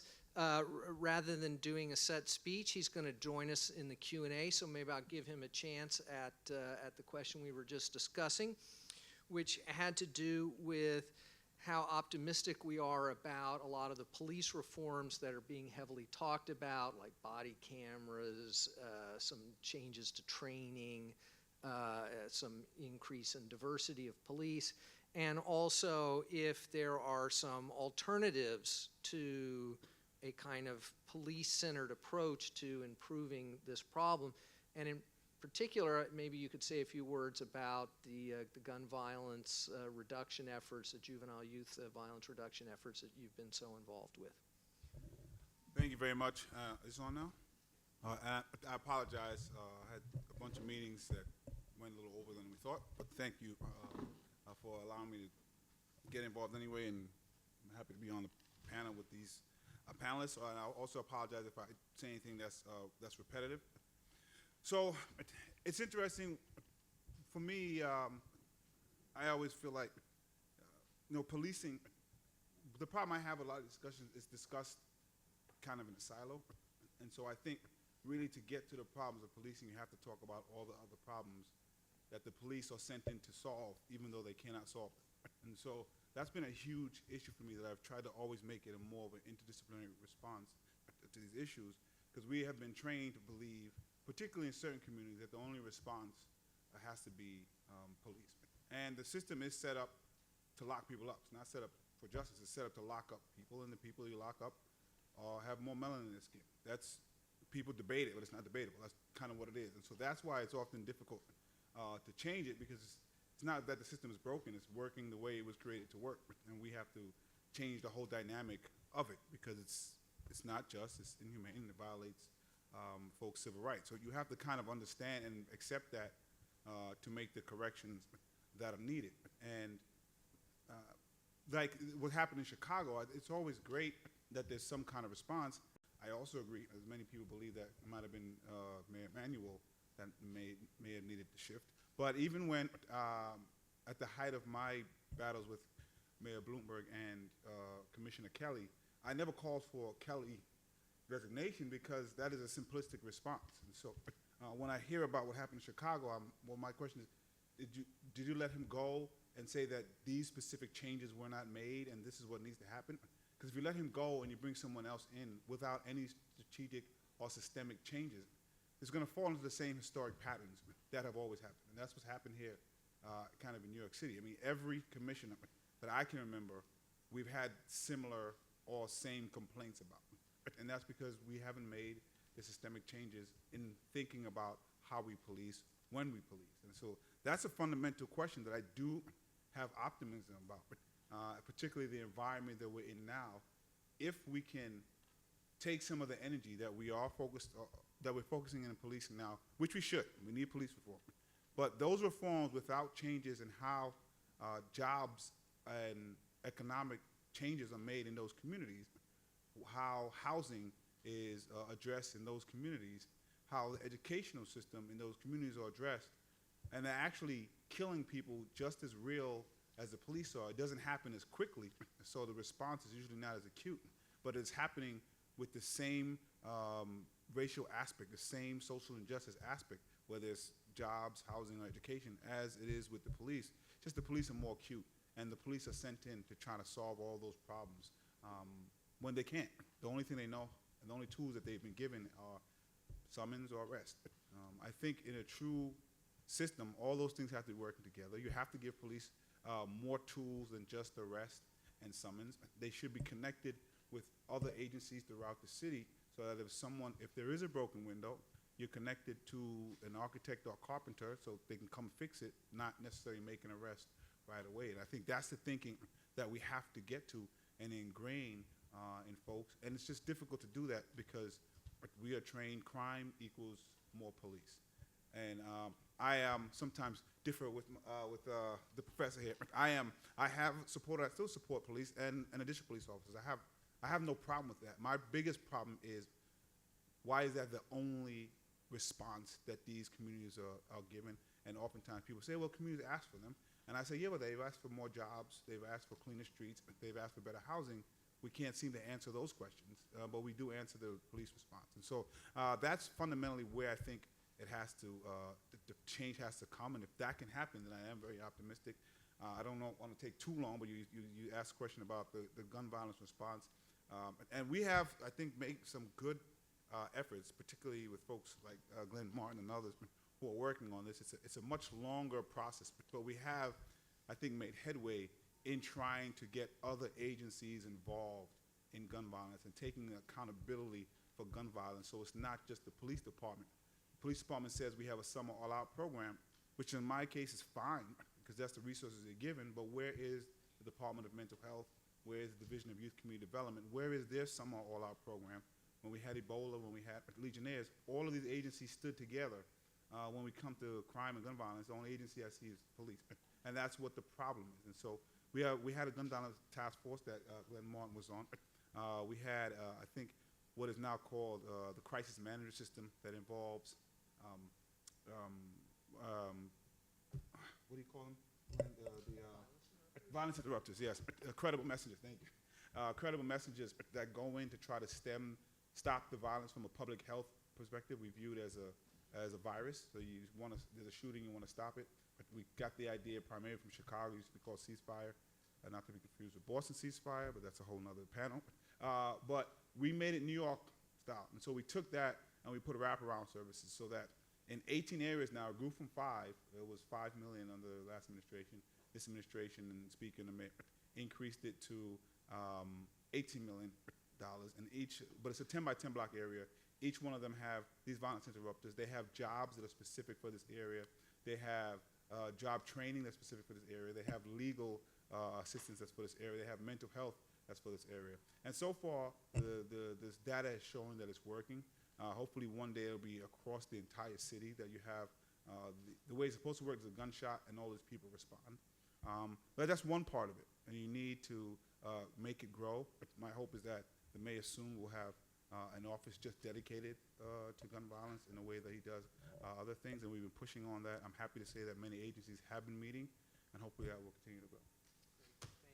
Thank you. I asked other panelists a quick follow-up. So, I've looked at some of these cure violence and violence interrupter programs around the country, and one of the things that I found in talking to folks, often off the record, was that trying to get all hands on deck often created a tension between the violence interrupters, the social service providers on one side, and the police on the other side, who continued to hold to an enforcement model that then drove some of these young people that the social service providers were reaching out to back into the criminal justice system. And they could not get these two sides to sit down at the table and work out protocols to try to give the social service interventions and the violence interruption interventions a chance to really work with these kids. So has that been your experience? Do you have some thoughts about that? I think it definitely, there are some, I think some police that buy into it, and then there's some that don't. I think it could also differ from precinct to precinct. And there are some precincts that this has been going on for a long time. There are some who are just starting up, so you have growing pains. But in general, I think sometimes it's hard for police to understand that the violence interrupters cannot provide information. They cannot tell the police the information that they know because they have two different job functions. The police job function is to enforce the law. The violence interrupters' job function is to prevent additional gun violence. And that may not always work, and you have to allow everybody to do their job. And so sometimes there's tensions there. I can imagine police, if they want to solve a crime and you think you have information, will try to pressure you. But it's about just understanding that everybody has different jobs to do. So there are tensions. I think that we are working it out. I think there's another ceasefire that I mentioned, it's Boston ceasefire, that the police are more fond of. I think there's quirks in it, but I think everybody should try to know what their role is and play their role. And so the reason I don't have as big a problem with the Boston ceasefire as many people do, it's a law enforcement tool. That's what that is. That's what they do.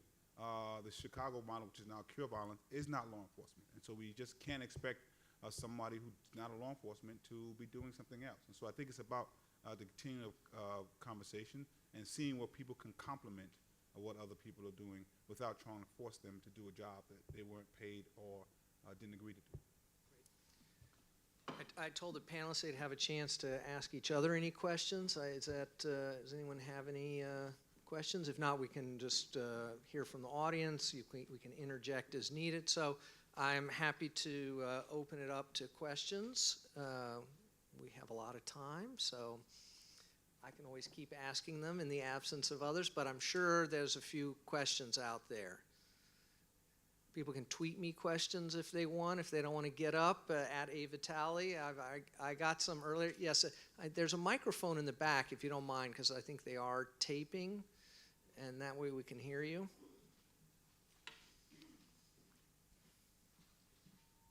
It's not so much a question. I just really want to thank you for framing today and all of your remarks within a historical, structural, and systemic analysis. I had students here who are in my class, they're freshmen, and they had to leave because they had to go to class. But all semester, that's what we've been trying to do, have this conversation within that analysis. So you really helped me out as an educator today. And I think, there is no conversation. Obama said it, Faulkner said it, the past is not past. It shapes the current economic, social, cultural, policing state of affairs. So it was just so uplifting to hear your comments and to know that it was framed from that perspective. So thank you. While we're waiting, I did get one tweeted question from Ted Ham, journalist and academic in Brooklyn. He was wondering if you had any insights about the Pantaleo case in terms of the federal investigation and the local disciplinary procedures. It has been like a year and 3 months since the incident. I think accountability and discipline are the biggest things that are missing from a lot of the reforms. I have some issues with the police department even now, even with Bratton and the mayor. I think they actually have done some things. I think it's erroneous to say that they haven't done anything. I think there's some good things that have happened. It remains to be seen whether those things will have a major effect. But one of the things that I think are missing across the country are discipline of these officers. Like was mentioned, we saw they were sitting on a video of someone getting murdered, basically. We saw the video of Eric Garner. And one of the things is that we should not just focus on the officer that did the thing. They have to be held accountable. But there's a system in place that allowed them to do this. What happened to the hierarchy on the scene? Why was that officer allowed to lie on his report, and nothing happened? I think there were 3 sergeants Yeah. present, none of whom took any action. Nothing. You know. And those sheets have to be read by people who were on the scene and saw that nothing happened. What culture are those sergeant supervisors providing that would allow them to do that? And that culture is set by the leadership of the NYPD and by the administration. So that has to start from the top. You have to start changing the culture. This is not acceptable. If you're not going to hold people accountable, they won't be accountable. If you're not going to say, Sergeant, you allowed this person to lie about this, you have to be held accountable, then nothing's going to happen. If you give everybody immunity to testify against an officer, and then you don't even get an indictment on that officer, then nothing changes. And for me, the Akai Gurley case is a perfect example of that. They said that officer needs to be held accountable, no doubt about it. But they set him up. There should have never been 2 rookie officers walking a high crime area without any supervision of somebody who has experience. And so you need to also hold the superiors accountable for that, all the way up to the commissioner or whoever made that decision. And so oftentimes we try to skirt that by focusing on just this one officer who many times is a cog who has to follow what they're told to do. Now, you do have officers that run amok. I don't want to be confused. But we do have to hold more than just that one officer accountable. To answer the question directly, from my understanding, the holdup is that feds have asked for time to do their investigation. I don't know if that time is up, so it's worth looking at what's going on. But I think this is a testament to who this commissioner is going to be. There's no question about it that that person should not be employed by the NYPD. They murdered someone on camera, and everybody saw it. Thank you. Question? Good afternoon. I just want to, introduce into the mix the idea of 2 different criminal environments. We saw this past summer where a number of banks got together and basically rigged the foreign exchange markets. I didn't see stop and frisk being used down on Wall Street to pull out the white-collar criminals.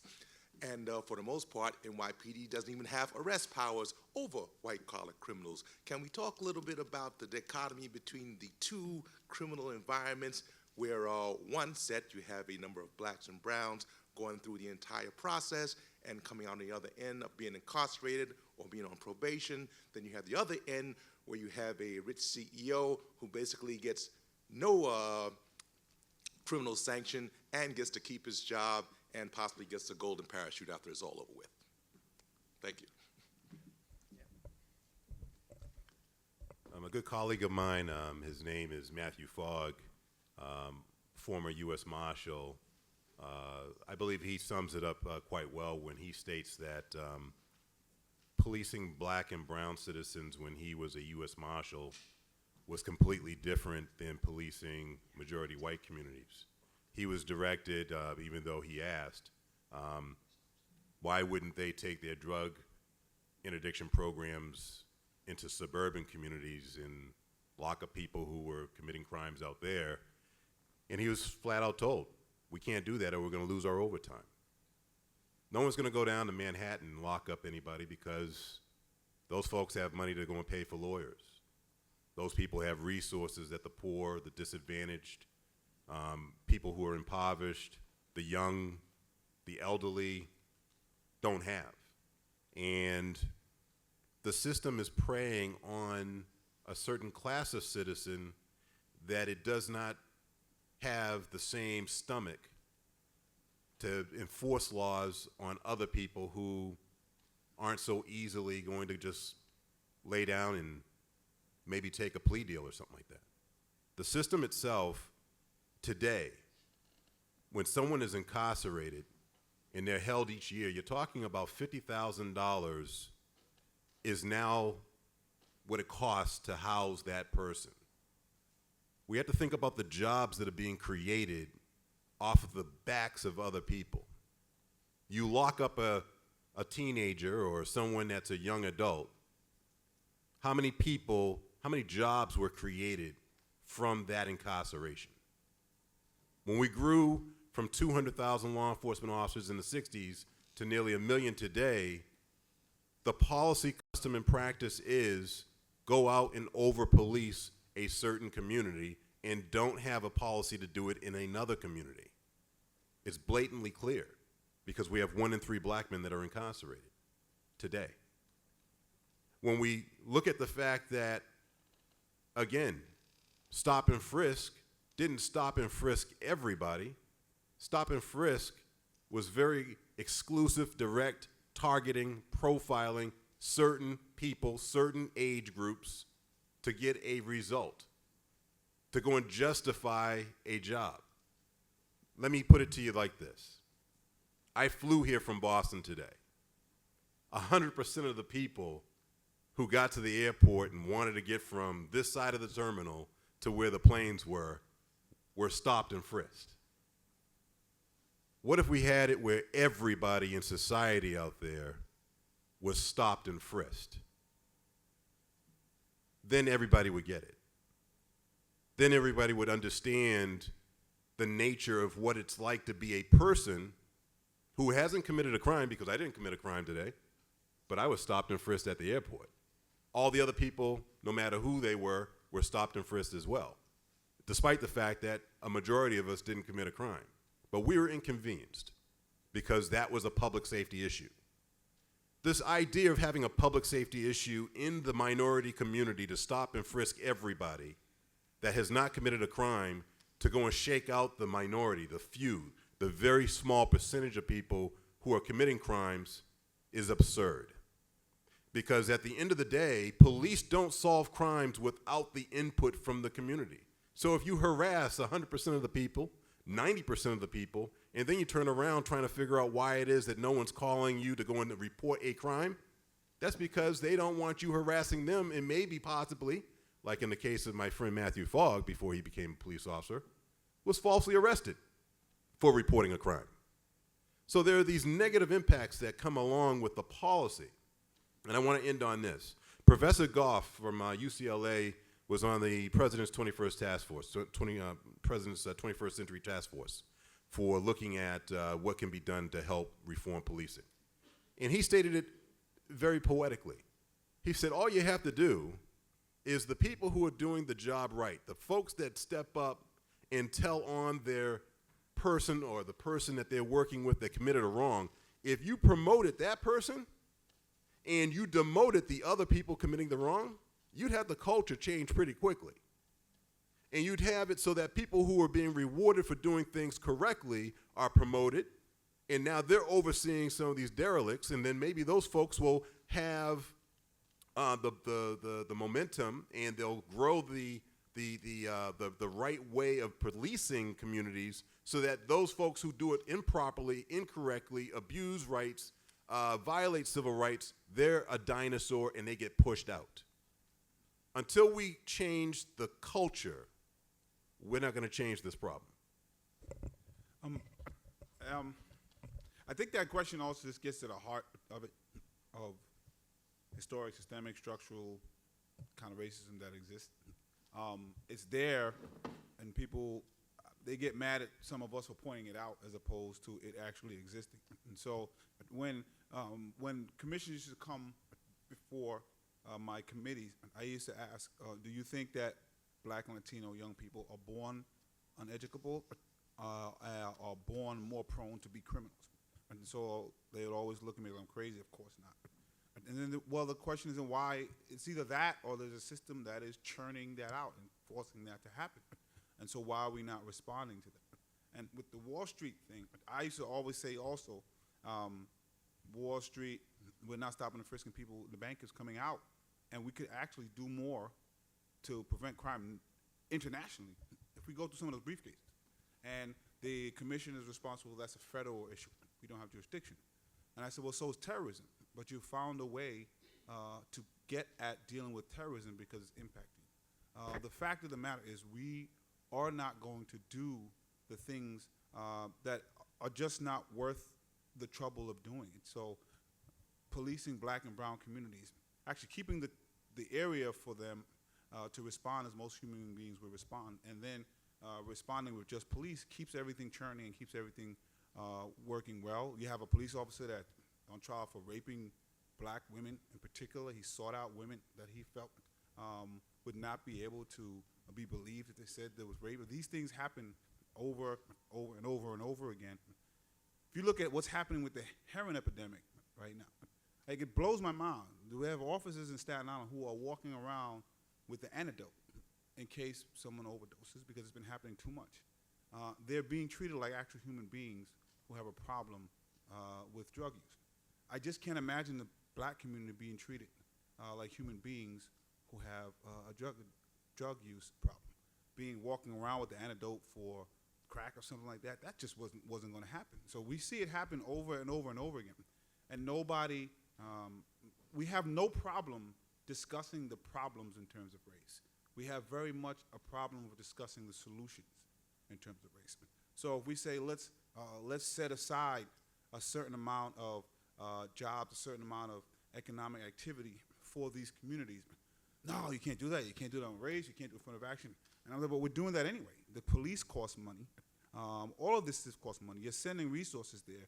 You're just only comfortable sending the resources that lock people up and criminalize communities. It is this inherent systemic racism that this country was founded on, and it's working. And so I think some people are trying to fix, I said it before, fix a system that is working how it was designed. And it's about accepting that it was designed with an impure start, and we have to start from that kind of, and we have to also let our young people know that they're not crazy and there's nothing wrong with them. You have to make correct decisions, so you have to do that. They don't run parallel, they intersect. You have to make correct decisions, but you have to understand why your community is a little different than someone else's. So the answer is, it's just easier to look at me in the scheme and believe that I should be criminalized than look at someone else who doesn't look like me and think they shouldn't, and it's harder. And people make money in Wall Street, large amounts of money, and that's just kind of the answer. So that was a good question, and it's a question that gets people emotional who work on this issue. And as a younger advocate, I would often point out those distinctions in the system to try to get people to understand. In my experience now of doing this work this long, I've recognized that sometimes people stop listening when you're doing more than just presenting the facts, and when they feel as though you're taking a position that makes them feel uncomfortable. And I'm not suggesting people shouldn't feel uncomfortable, but I am suggesting that if you shut people down to the point of where they're no longer listening, it's hard to move the ball forward, unless that is your intention, and I do think there's movements out here where that is the intention. But it's a very emotionally charged question. Like when I was younger, I used to say, if you have a gun, you can rob a bank. If you have a bank, you can rob the world, right? There's so much evidence of that in this country. And I do believe that law enforcement targets communities that have the least ability to fight back. I think a concrete example of that is when I was vice president at the Fortune Society, where we had thousands of clients who were going through alternatives to incarceration and reentry. The clients would be in our alternative to incarceration program, essentially with the hammer of a couple of years in prison hanging over their heads. They already took a plea. They go to alternative to incarceration, and then if they finish successfully in 6 months or a year, there's the chance that they take the plea back and they get some lesser plea, but they get a non-incarcerative sentence. So they'd be doing well in our program, and then they would leave the Fortune Society in Long Island City and go down the train station and swipe their Metro card, and if there's no money on it, they would toss it on the ground. Quality of life, right? Except everyone does it in New York at one point or another. And what we found was that the police officers were waiting on the right side of the platform where our clients came down to lock them up, and ignoring the young white and Asian students coming down from the high school on the other side. How do we know that? Because the clients were getting locked up, first of all, but because when they came back, we'd ask them questions about what happened. And some clients, people know what's happening to them. That's another thing. I think we assume people who are impacted by these issues don't have a sense of what's happening. They had a clear sense of what was happening. And more than one client told us that the police officer would say, "Give me your ID." And they would show them their non-driver's license. And the cop would say, "No, I want your fortune ID. So why would they want their fortune ID? Because if you're a police officer in New York City and you catch a person on one of those types of offenses and they have a previous felony, then you're taking them to the precinct, which translates to overtime. And so they literally, officers knew that, and so they would target these folks because if you're at Fortune, there's a really good chance as a reentry organization that you already have a felony on your record. And why? Why do police officers do that? Well, one, it's the system is structured that way, right? There's a huge incentive for them to behave that way. Two, these young folks have no ability to fight back. They essentially disappear off the radar for 24 to 48 hours before their family even has a sense of where they are, before Fortune even had a sense of where they are. And communities that are able to fight back and have resources. I mean, I grew up in Brooklyn, where if you arrested one Hasidic Jew, 100 of them showed up at the police department. Police departments don't want to deal with that, right? They want to put someone in, process them, get the overtime, send them on their way, and whatever the outcome is, it is. They'll see you on the other end. But here's what I want us to be careful not to do, however, and this is the distinction in my thinking over the years, is not to adopt the language of an oppressive system to fight the system.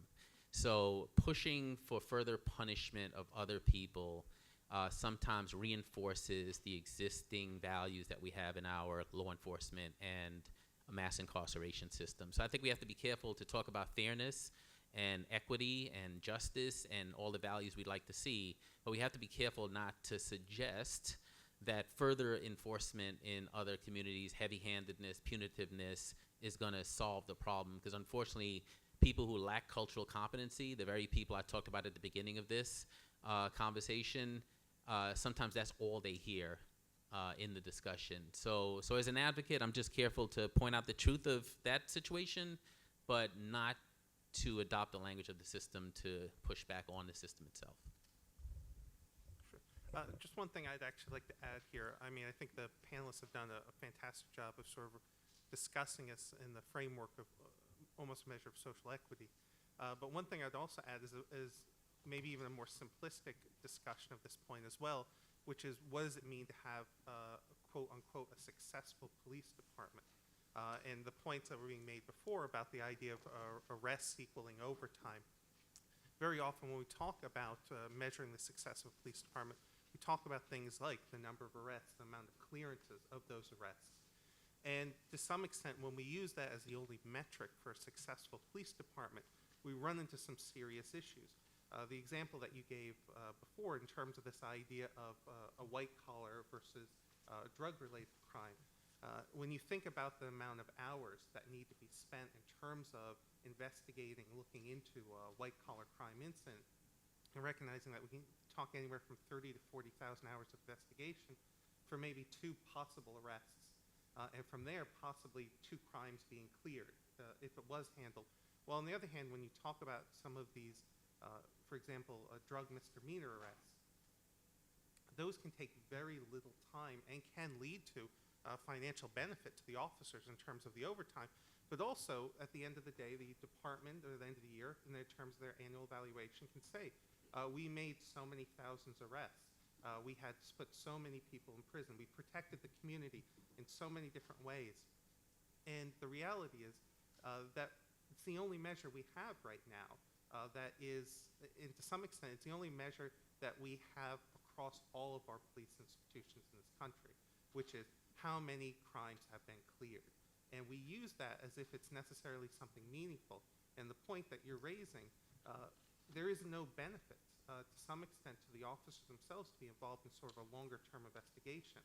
And I think we need to think a little bit better, think a little bit more about how we want to evaluate our officers, how we want to evaluate our departments.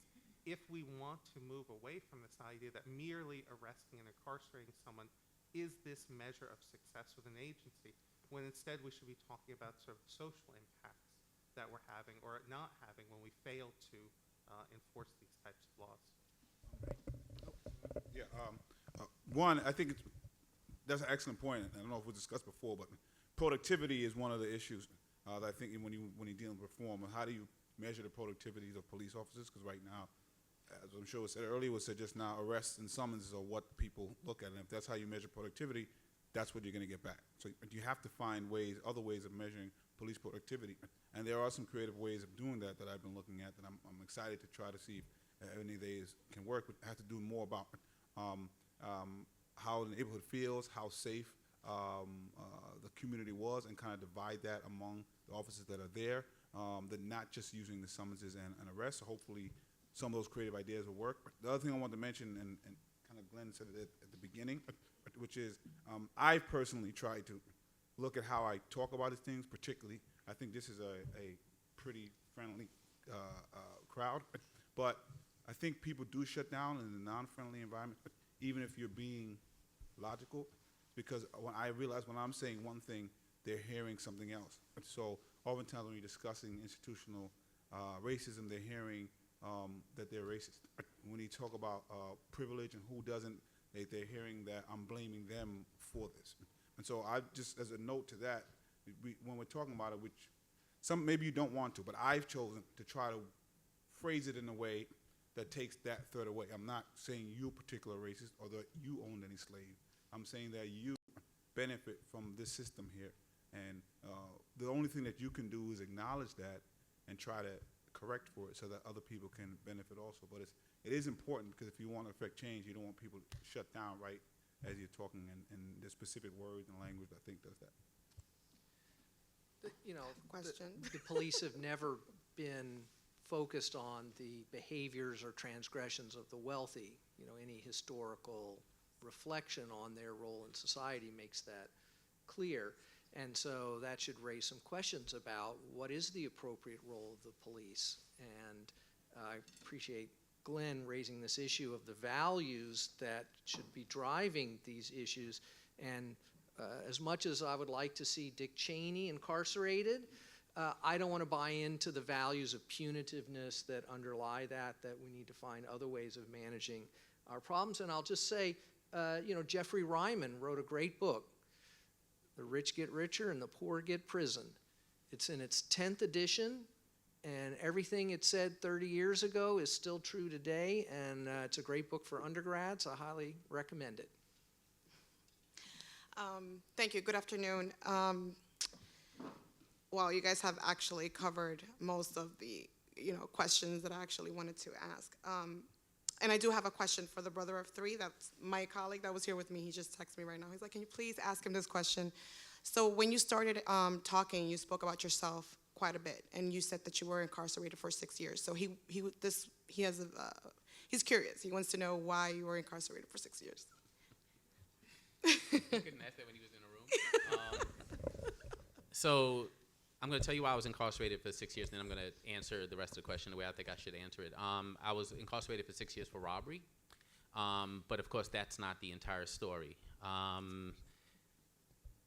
It's interesting because if you look at where I am now, half my colleagues who actually praise me as like this exception, the example, et cetera, don't know half of my history. Some of them don't even know the conviction, and the ones that do definitely don't know what the journey looked like up to that final conviction.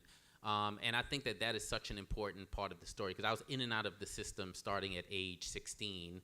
And if you take a look at what I experienced in public school in New York City, I would argue that I've been in the system a whole lot longer than that. Exactly. But what inspired me, actually, most people think it's my story, my going to prison. I think that's part of the lens I use to do the work.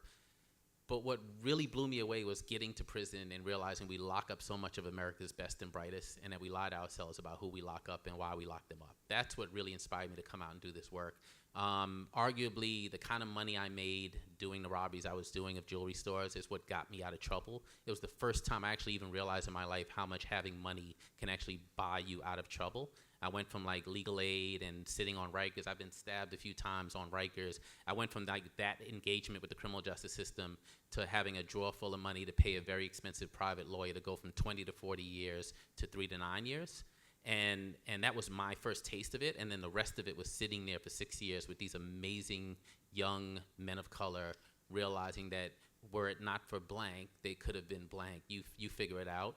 And then I earned a 2-year quality liberal arts degree that helped me to think about the world differently and the way I fit into it differently, and then realize to whom much is given, much is required. And on the way out, just promised myself that I'd continue to tell the story of who we lock up in this country, and the fact that our narrative about what we're doing is just not a true one, and we're not really saying out loud what we really are scared of. Because if you look at our prisons all across this country and our jails, it's clear what we're scared of. I'm not sure it's crime. Yeah, I think- I definitely agree with you. Yeah. I agree with you. And I So think I'm sorry, I should have kept it to 140 characters so you could have responded to him. But good no, luck. but that's actually the reason why I asked you, because I knew you were going to go into detail, and I think that's one of the things that we need to start doing actually also with kids in college and just everywhere in the starting in the communities. We need to people like you that have experienced what is crime and what it is and what do you see when you're in there, because I think a lot of the people that are speaking about these things, they don't really know from the other they're not seeing these things from another perspective. Yeah, So we I haven't think- talked a lot about transparency in police departments and elsewhere in the criminal justice system. I think that one of the best things you can do is to shine light, and more light on our system. That's it. Thank you. Hi. Earlier today, you guys were talking about like public safety versus policing. So I just wanted to kind of pick your brain a little bit more about that and what ideally that would look like to you in a perfect world. Like right now, are they one and the same? So. I think ideally what should happen is if we look at the resources that we have in policing today, and we're looking at the amount of money that we're spending concentrating on narcotics, as I stated before, $1.5 trillion spent on something that it's basically a failed policy. We're not winning. If we had taken $1.5 trillion and spent it on children to help better educate them, if we had spent $1.5 trillion on job creation to go and bring jobs back to the community and help lift people out of poverty, if we had spent the $1.5 trillion on training police officers to go out and not address the petty issues of the community, but actually win the support that they used to have or could have in a community where good communication between all citizens happens, and then at that point in time, you're going to see crime go down. Because if I live on a block and my neighbors know each other and I know the police officer and I know a kid that's going astray, I might say, hey, officer, do you want to come into my house? I want to talk to you about something real quick and private. And now I'm giving information. But at the same time, this whole idea of punitiveness, enforcement, raining terror down on communities means that you have more people that shut up. And that's not a very positive outcome. Police officers, in what could possibly be, would be actually people who don't act like they're from Mars, but actually come back to Earth and realize they were hired from the very communities that they're working to serve and protect. We get people that are into these type of professions sometimes that act like they're on Mars someplace. And discretion can't be abused. What we're seeing right now, and I'm going to use the numbers again, 200 to 800 or so thousand police officers since the 1960s hired. How is it that a majority of the discretion targeted a percentage of the population? How could that be? Unless that was the custom, policy, and practice. So until we have a real heart-to-heart discussion about eliminating racism, intentional discrimination, we can't resolve this problem.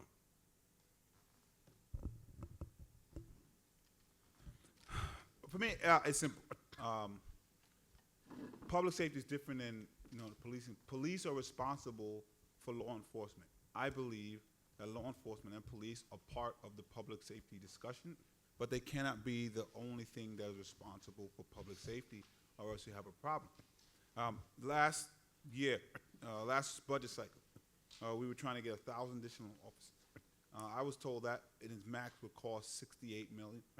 I assumed in the budget, in the negotiations, you ask for something, you get less, so I assumed that we would get 600-700. That would have, in my calculations, cost maybe around 50-something million.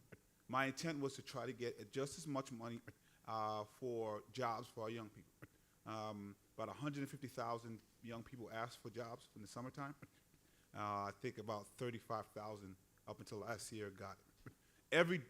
Every data point shows that the biggest thing you can do to help prevent a young person from getting into trouble is to provide them with employment, period. So I thought that was one of the biggest public safety things that we can push. To get every child who wants a job, one in the city of New York would cost roughly an extra $100 million. At the end of the budget, a few minutes before we were ready to present it and finalize it, turns out we got 1,300 additional cops at a cost of $170 million. And we spent about $54 million additional on the jobs. To credit, the Financial List Affairs created a new jobs program, which is all year round, and some more went to summer youth. But my perspective was, we had $170 million. Why would you spend it all on police officers? Why would you reinforce in this progressive administration that the response to a crime is $170 million to police? It would have been great in my mind if we said we have these additional officers and every child who wants a job in the city of New York will have one. And so that's what I believe when we talk about public safety. What role is each agency and ourselves playing, and ourselves playing in what should be policed and what shouldn't be policed? That discussion needs to happen as well. But it's hard for people to understand. People understand shooting happened here, I need a police officer on this block, I need a police officer on every block. If we had a police officer in every block, there'd be no crime. If we also stopped and just went to everybody's home, we'd probably cut down on crime as well. But we have decided that in exchange for certain liberties, we're not going to do that, except in certain communities and except for certain types of things. And so that's unfortunate. And my hope is that we will begin to see the difference between law enforcement, which is important, I personally think, an essential part of the public safety discussion, but cannot be the sole and only. And up until this point, it has been, and in certain communities, the only thing. I mean, and back to the disparity, if I forgot what the years were, I think it was 2008 or 09 to 2011. You did a comparison of ticket citations for riding bicycles on sidewalks. I believe in East New York, it was roughly 1,800 per year. In Brownsville, it was probably around 1,300 per year. In Park Slope, if I'm not mistaken, it was about 50 or 70 something per year. Those communities look very different, right? One has a little bit more melanin in their skin, and one doesn't. I don't know for fact, but I believe white people ride bicycles. And so especially in Park Slope. On sidewalk. So the question is, why is even the administering of those kind of summonses desperate in depending where you are? And that's a problem that people can't fully answer, and they choose to ignore it more than address it. So brief response, because I think I was the person who said that at the top of this conversation, because I find every time we have a discussion about policing, we seem to put these blinders on, and we think of the worst, right? So it's just like when I have a conversation about mass incarceration, the first thing people say is, so you want to let murderers and rapists out of prisons, right? Like, you know, if it bleeds, it leads, and we get our criminal justice information from the evening news, and even though severe crime has been down for the last couple of decades, the average American defaults to the worst of the worst. And when we talk about policing, it immediately conjures up fear and other emotions, and people want an immediate response, except public safety is about a long-term solution, not an immediate response. And so for me, it became stark. I said I live in Harlem, and I used to run from Harlem all the way downtown, like literally all the way down to 14th Street, and that's all you need to do. All you need to do is start on 5th Avenue in the hood and hit 96th Street and hit the Polo Mansion and be like, what just happened? Because there's a huge difference. Less police cars, no police towers, obviously same housing stock, but the point I'm making is that this is not rocket science, that the things that keep communities safe, that jut up against other communities that are high crime, high policing, high incarceration, are easy to measure and easy to see. It's about some of the things I mentioned earlier: access to health care, access to safe and affordable housing, public schools that work. Like, all of those things achieve public safety, but every time I get in a room and have a discussion about policing, you can't have that conversation, because for people that are dealing with crime, I mean, I sat on the public safety board of my local community board for a couple of years. People want an answer like tomorrow, and we can keep coming up with answers tomorrow, and that answer is almost always going to be incapacitation. It's almost always going to be, how do you get on handcuff on as many people as possible? Because that is the only way to solve it in the short run, it seems like. But if we want to have a real conversation about public safety, we need to admit that while we're policing communities, that we need to have a discussion about policy reform that is much further reaching. And all of it has to be in the context of who we are as a country. I was watching the news the other day, and they said we're on track to have one mass shooting for every day of the year. I said, that can't be true. And then I Googled it, and it's true. We've had 337 mass shootings in this country in the last 365 days or whatever it is. So the point is, we're very close to having one mass shooting for every day of the year. So that is the culture that this country fosters. And so it's not just about these communities, and it's not even just about the people in these communities that are engaging in crime, because I would also argue that even violent criminal behavior is contextual.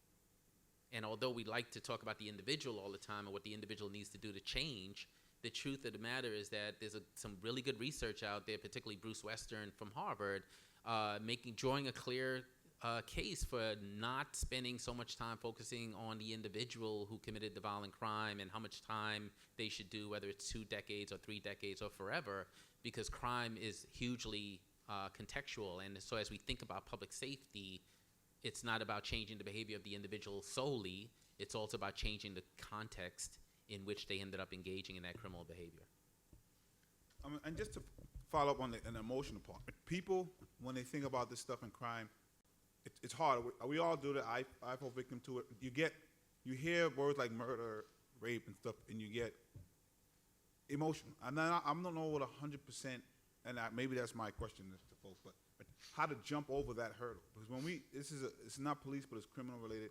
We just passed something called the Fair Chance Act, which basically, you're not allowed to discriminate against people who have criminal records right now, but people were doing it anyway. The only thing was, we said, let's change when you ask the question so that we know if you are discriminating or not. And the whole world pushed back on us from the business world, not realizing that they're just fighting to discriminate. And the two things that always came up were murder and sex crime. And with the sex crimes, we say it doesn't actually affect that because if there's a state law that says, like, you have to work for kids, you have to get fingerprinted, it doesn't count with that. And then murder has the lowest recidivism rate of all crime. But people don't care.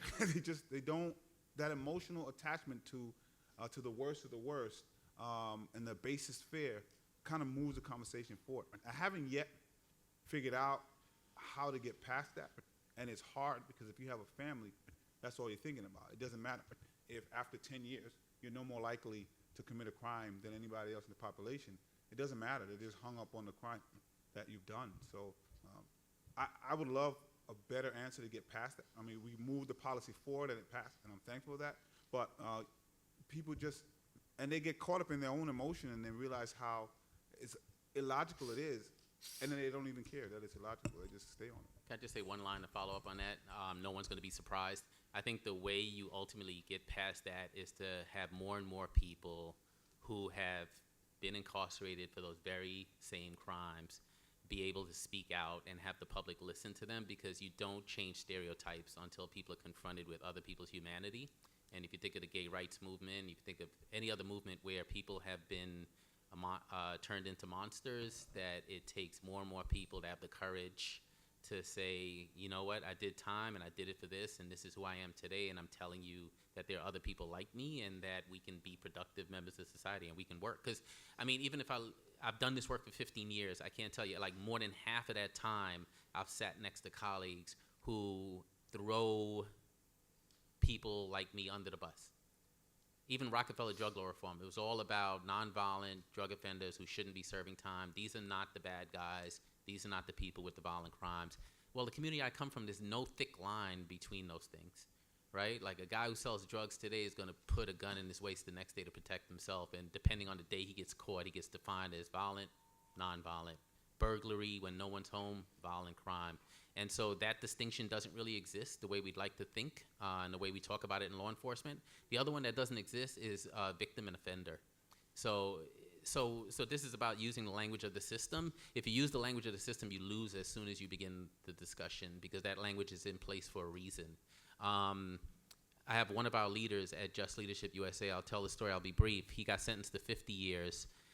He spent 24 years in prison learning the law, learned enough to get his case overturned on prosecutorial misconduct. The federal courts kept him for another 3 years, waiting to see if that same prosecutor's office that they just decided broke the rules would re-indict him. They didn't, and that alone, so suddenly, is he an offender? Is he a victim? But his son got murdered while he was in prison, his 21-year-old son, by a 14-year-old. And he became the biggest advocate for that 14-year-old not to go to adult prison and to be charged as a juvenile. Why? Because he knows the carnage caused by prisons. And the prosecutor in that case fought him every step of the way to charge that young person as an adult. Why? Because if you're a prosecutor, you do what prosecutors do. So I'm on stage with him and a prosecutor having a discussion in St. Louis recently.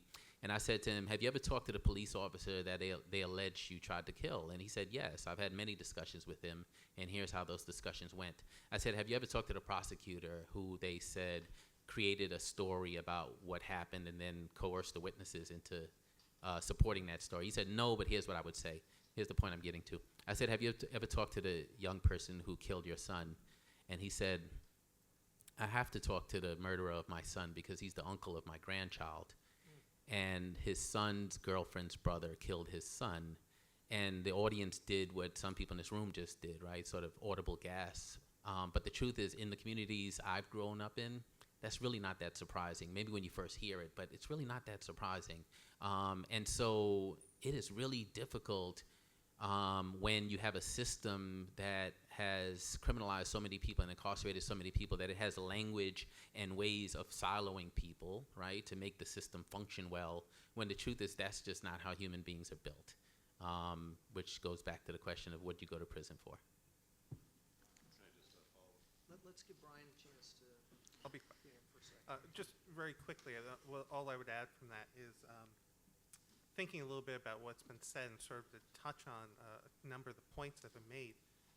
Again, when we talk about the idea of public safety, we have to recognize that very often the actual discussion of public safety is very separate from the reality of necessarily the fear of people being individually victimized. And one of the points that was made before was the fact that overall we've seen crime generally trending down, particularly in regards to violent crime. But yet fear of being a victim has steadily increased, or at least remained constant, depending on what you look at. And in part, the point that was made a little bit earlier about the idea of certainly the press that covers this. If it bleeds, it leads. When you turn on any popular police television drama, it's always going to be for a high-profile type crime. And so when we look at things like that and we recognize the fact that there's this real disconnect between what people are afraid of and what is actually going on, both in their communities and large, we see that there's going to be a real problem in trying to impact how people feel in regards to their safety. And the one last thing I just touch on very quickly here is very often when we have these scares, we have these concerns, our response is almost always going to be to rely on the police to do something about a particular issue. And we've seen things like police crackdowns. And generally speaking, we've touched on this a little bit earlier in the discussion. Police crackdown is intended to garner the greatest number of arrests, greatest number of clearances associated with that. And very often that's going to mean targeting areas, which ends up, of course, targeting people in concentrated areas. And so we start to see a real self-fulfilling prophecy going on when we have discussions like this, which ends up creating sort of a reoccurring cycle where people still are not feeling safe. We're arresting a number of people, but those levels of fear are still remaining relatively constant over time, regardless of what measures are being taken to respond to them. Just a couple things about fear, because it's been mentioned quite a bit today. Most people fear random acts versus a lot of crime is not random. So I want to point that out. But also the fact that when we look at the policies, and I'm going to use that airport example that I used earlier where there's 100% stop and frisk that takes place at an airport. So everyone experiences the same exact effect. Let's say today we report to work. This is our first day. Today is our first day at work. We're all police officers. We were just deputized, right? And we all stepped outside to the street, or in back of the building, let's say. And our first mission was to go down there and start pulling babies out of the water. All these babies are just coming downstream, and we're saving babies. We're doing great things. We're saving babies. At some point in time, the initiative should be you have to go upstream and figure out who's putting the babies in the water. And that's the problem with a lot of the policies in policing. They're not going upstream. When we look at the war on drugs, before there was a war on drugs, there was no smuggling operation that earned $65 billion in the United States. The policy upstream, where the cartel now earns $65 billion smuggling drugs into the U.S., has created a risk and reward because of drug law prohibition. So let's think about that for 1 second. If we did away with drug law prohibition and the U.S. said, hey, you know what, in order for us to treat opiate addiction, in order for us to look at marijuana, we're going to regulate it, we're going to legalize it, and we're going to tax it, and we're going to make sure that we control the supply. Guess what? As long as the price was low, there would be no more smuggling operation coming across the border. So what would that do downstream? The gun violence that we talk about in the neighborhoods that is sometimes random and sometimes not random, a lot of that would cease because there would be no need to go and carry a gun to protect a certain street corner because you wanted to be a pharmaceutical salesperson of illicit drugs on the street corner. If your price can't beat what the manufacturer price is that's giving it away for basically free, you're out of business tomorrow. So that's the reason why when I say when we talk about policy and we talk about the impacts and outcomes of policy, we need to go upstream. And we need to go and address these things upstream that a lot of times are repetitive throughout history. Slavery was a policy. It created the Militia Act. It created the Slaves Patrol. It created the Night Watchman. It created the Fugitive Act later on in the 1800s, where you could be in one state free and you fled slavery in another state, and someone could come along and say, yeah, I think that's him. Let's go grab him. And you didn't have any rights of redress, no due process rights, no nothing, and they brought you back to another state. That was a policy, and it impacted a lot of folks negatively. Prohibition in alcohol, 1920s to the 1930s, created all types of violence. Gangsters were created out of that stuff. Going around, machine guns, shooting everybody up. As soon as alcohol prohibition was lifted in the 30s, Al Capone went to jail. Is anyone running around shooting everybody up for alcohol anymore? We have to look at and examine the policies that are in place that create a lot of this violence, mayhem, chaos, poverty downstream, and correct it. Thank you. Jumaane, just on the fear thing, Jonathan Simon, I believe at Berkeley, wrote a great book called Governing Through Crime. And Brian talked about the role of the media in promoting fear, but let's not forget our national politics for the last 2 generations has revolved around the perpetuation of fear. Usually white fear of black people through the guise of crime and Willie Horton and the whole Southern strategy. But when that is at the center of national discourse, it's not surprising that at the local level, people fall back on that fear-centered approach to seeing the world. I think we have to directly counter that kind of neoconservative politics that says that, our fears must drive our political decision-making.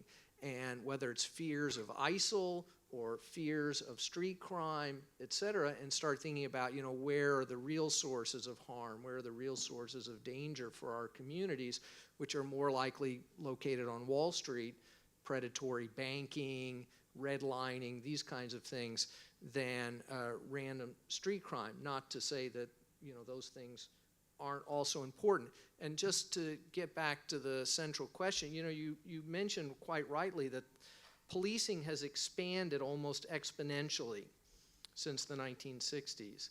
And we've spent so much of our time trying to figure out how to make police nicer, more respectful. But I think it's also time that we start asking serious questions about why we need so many police. Exactly. And I think that Jumaane and I have sparred publicly over this at some length. New York City is one of the most heavily policed cities on the planet in terms of per capita number of police. Right, but in international terms, in domestic terms, I didn't say I said we're one of the most heavily policed, and I think that's a fair assessment, about twice per capita of Los Angeles, for instance. And I think we need to assess, as Jumaane has in many important regards, whether or not that is the mechanism that really makes us safer, and whether or not, as I began with, is it effective, is it lawful, and ultimately, is it just? So I want to thank our panelists for this very long, informative panel, and for those audience members who stuck it out to the end. Thank you very much.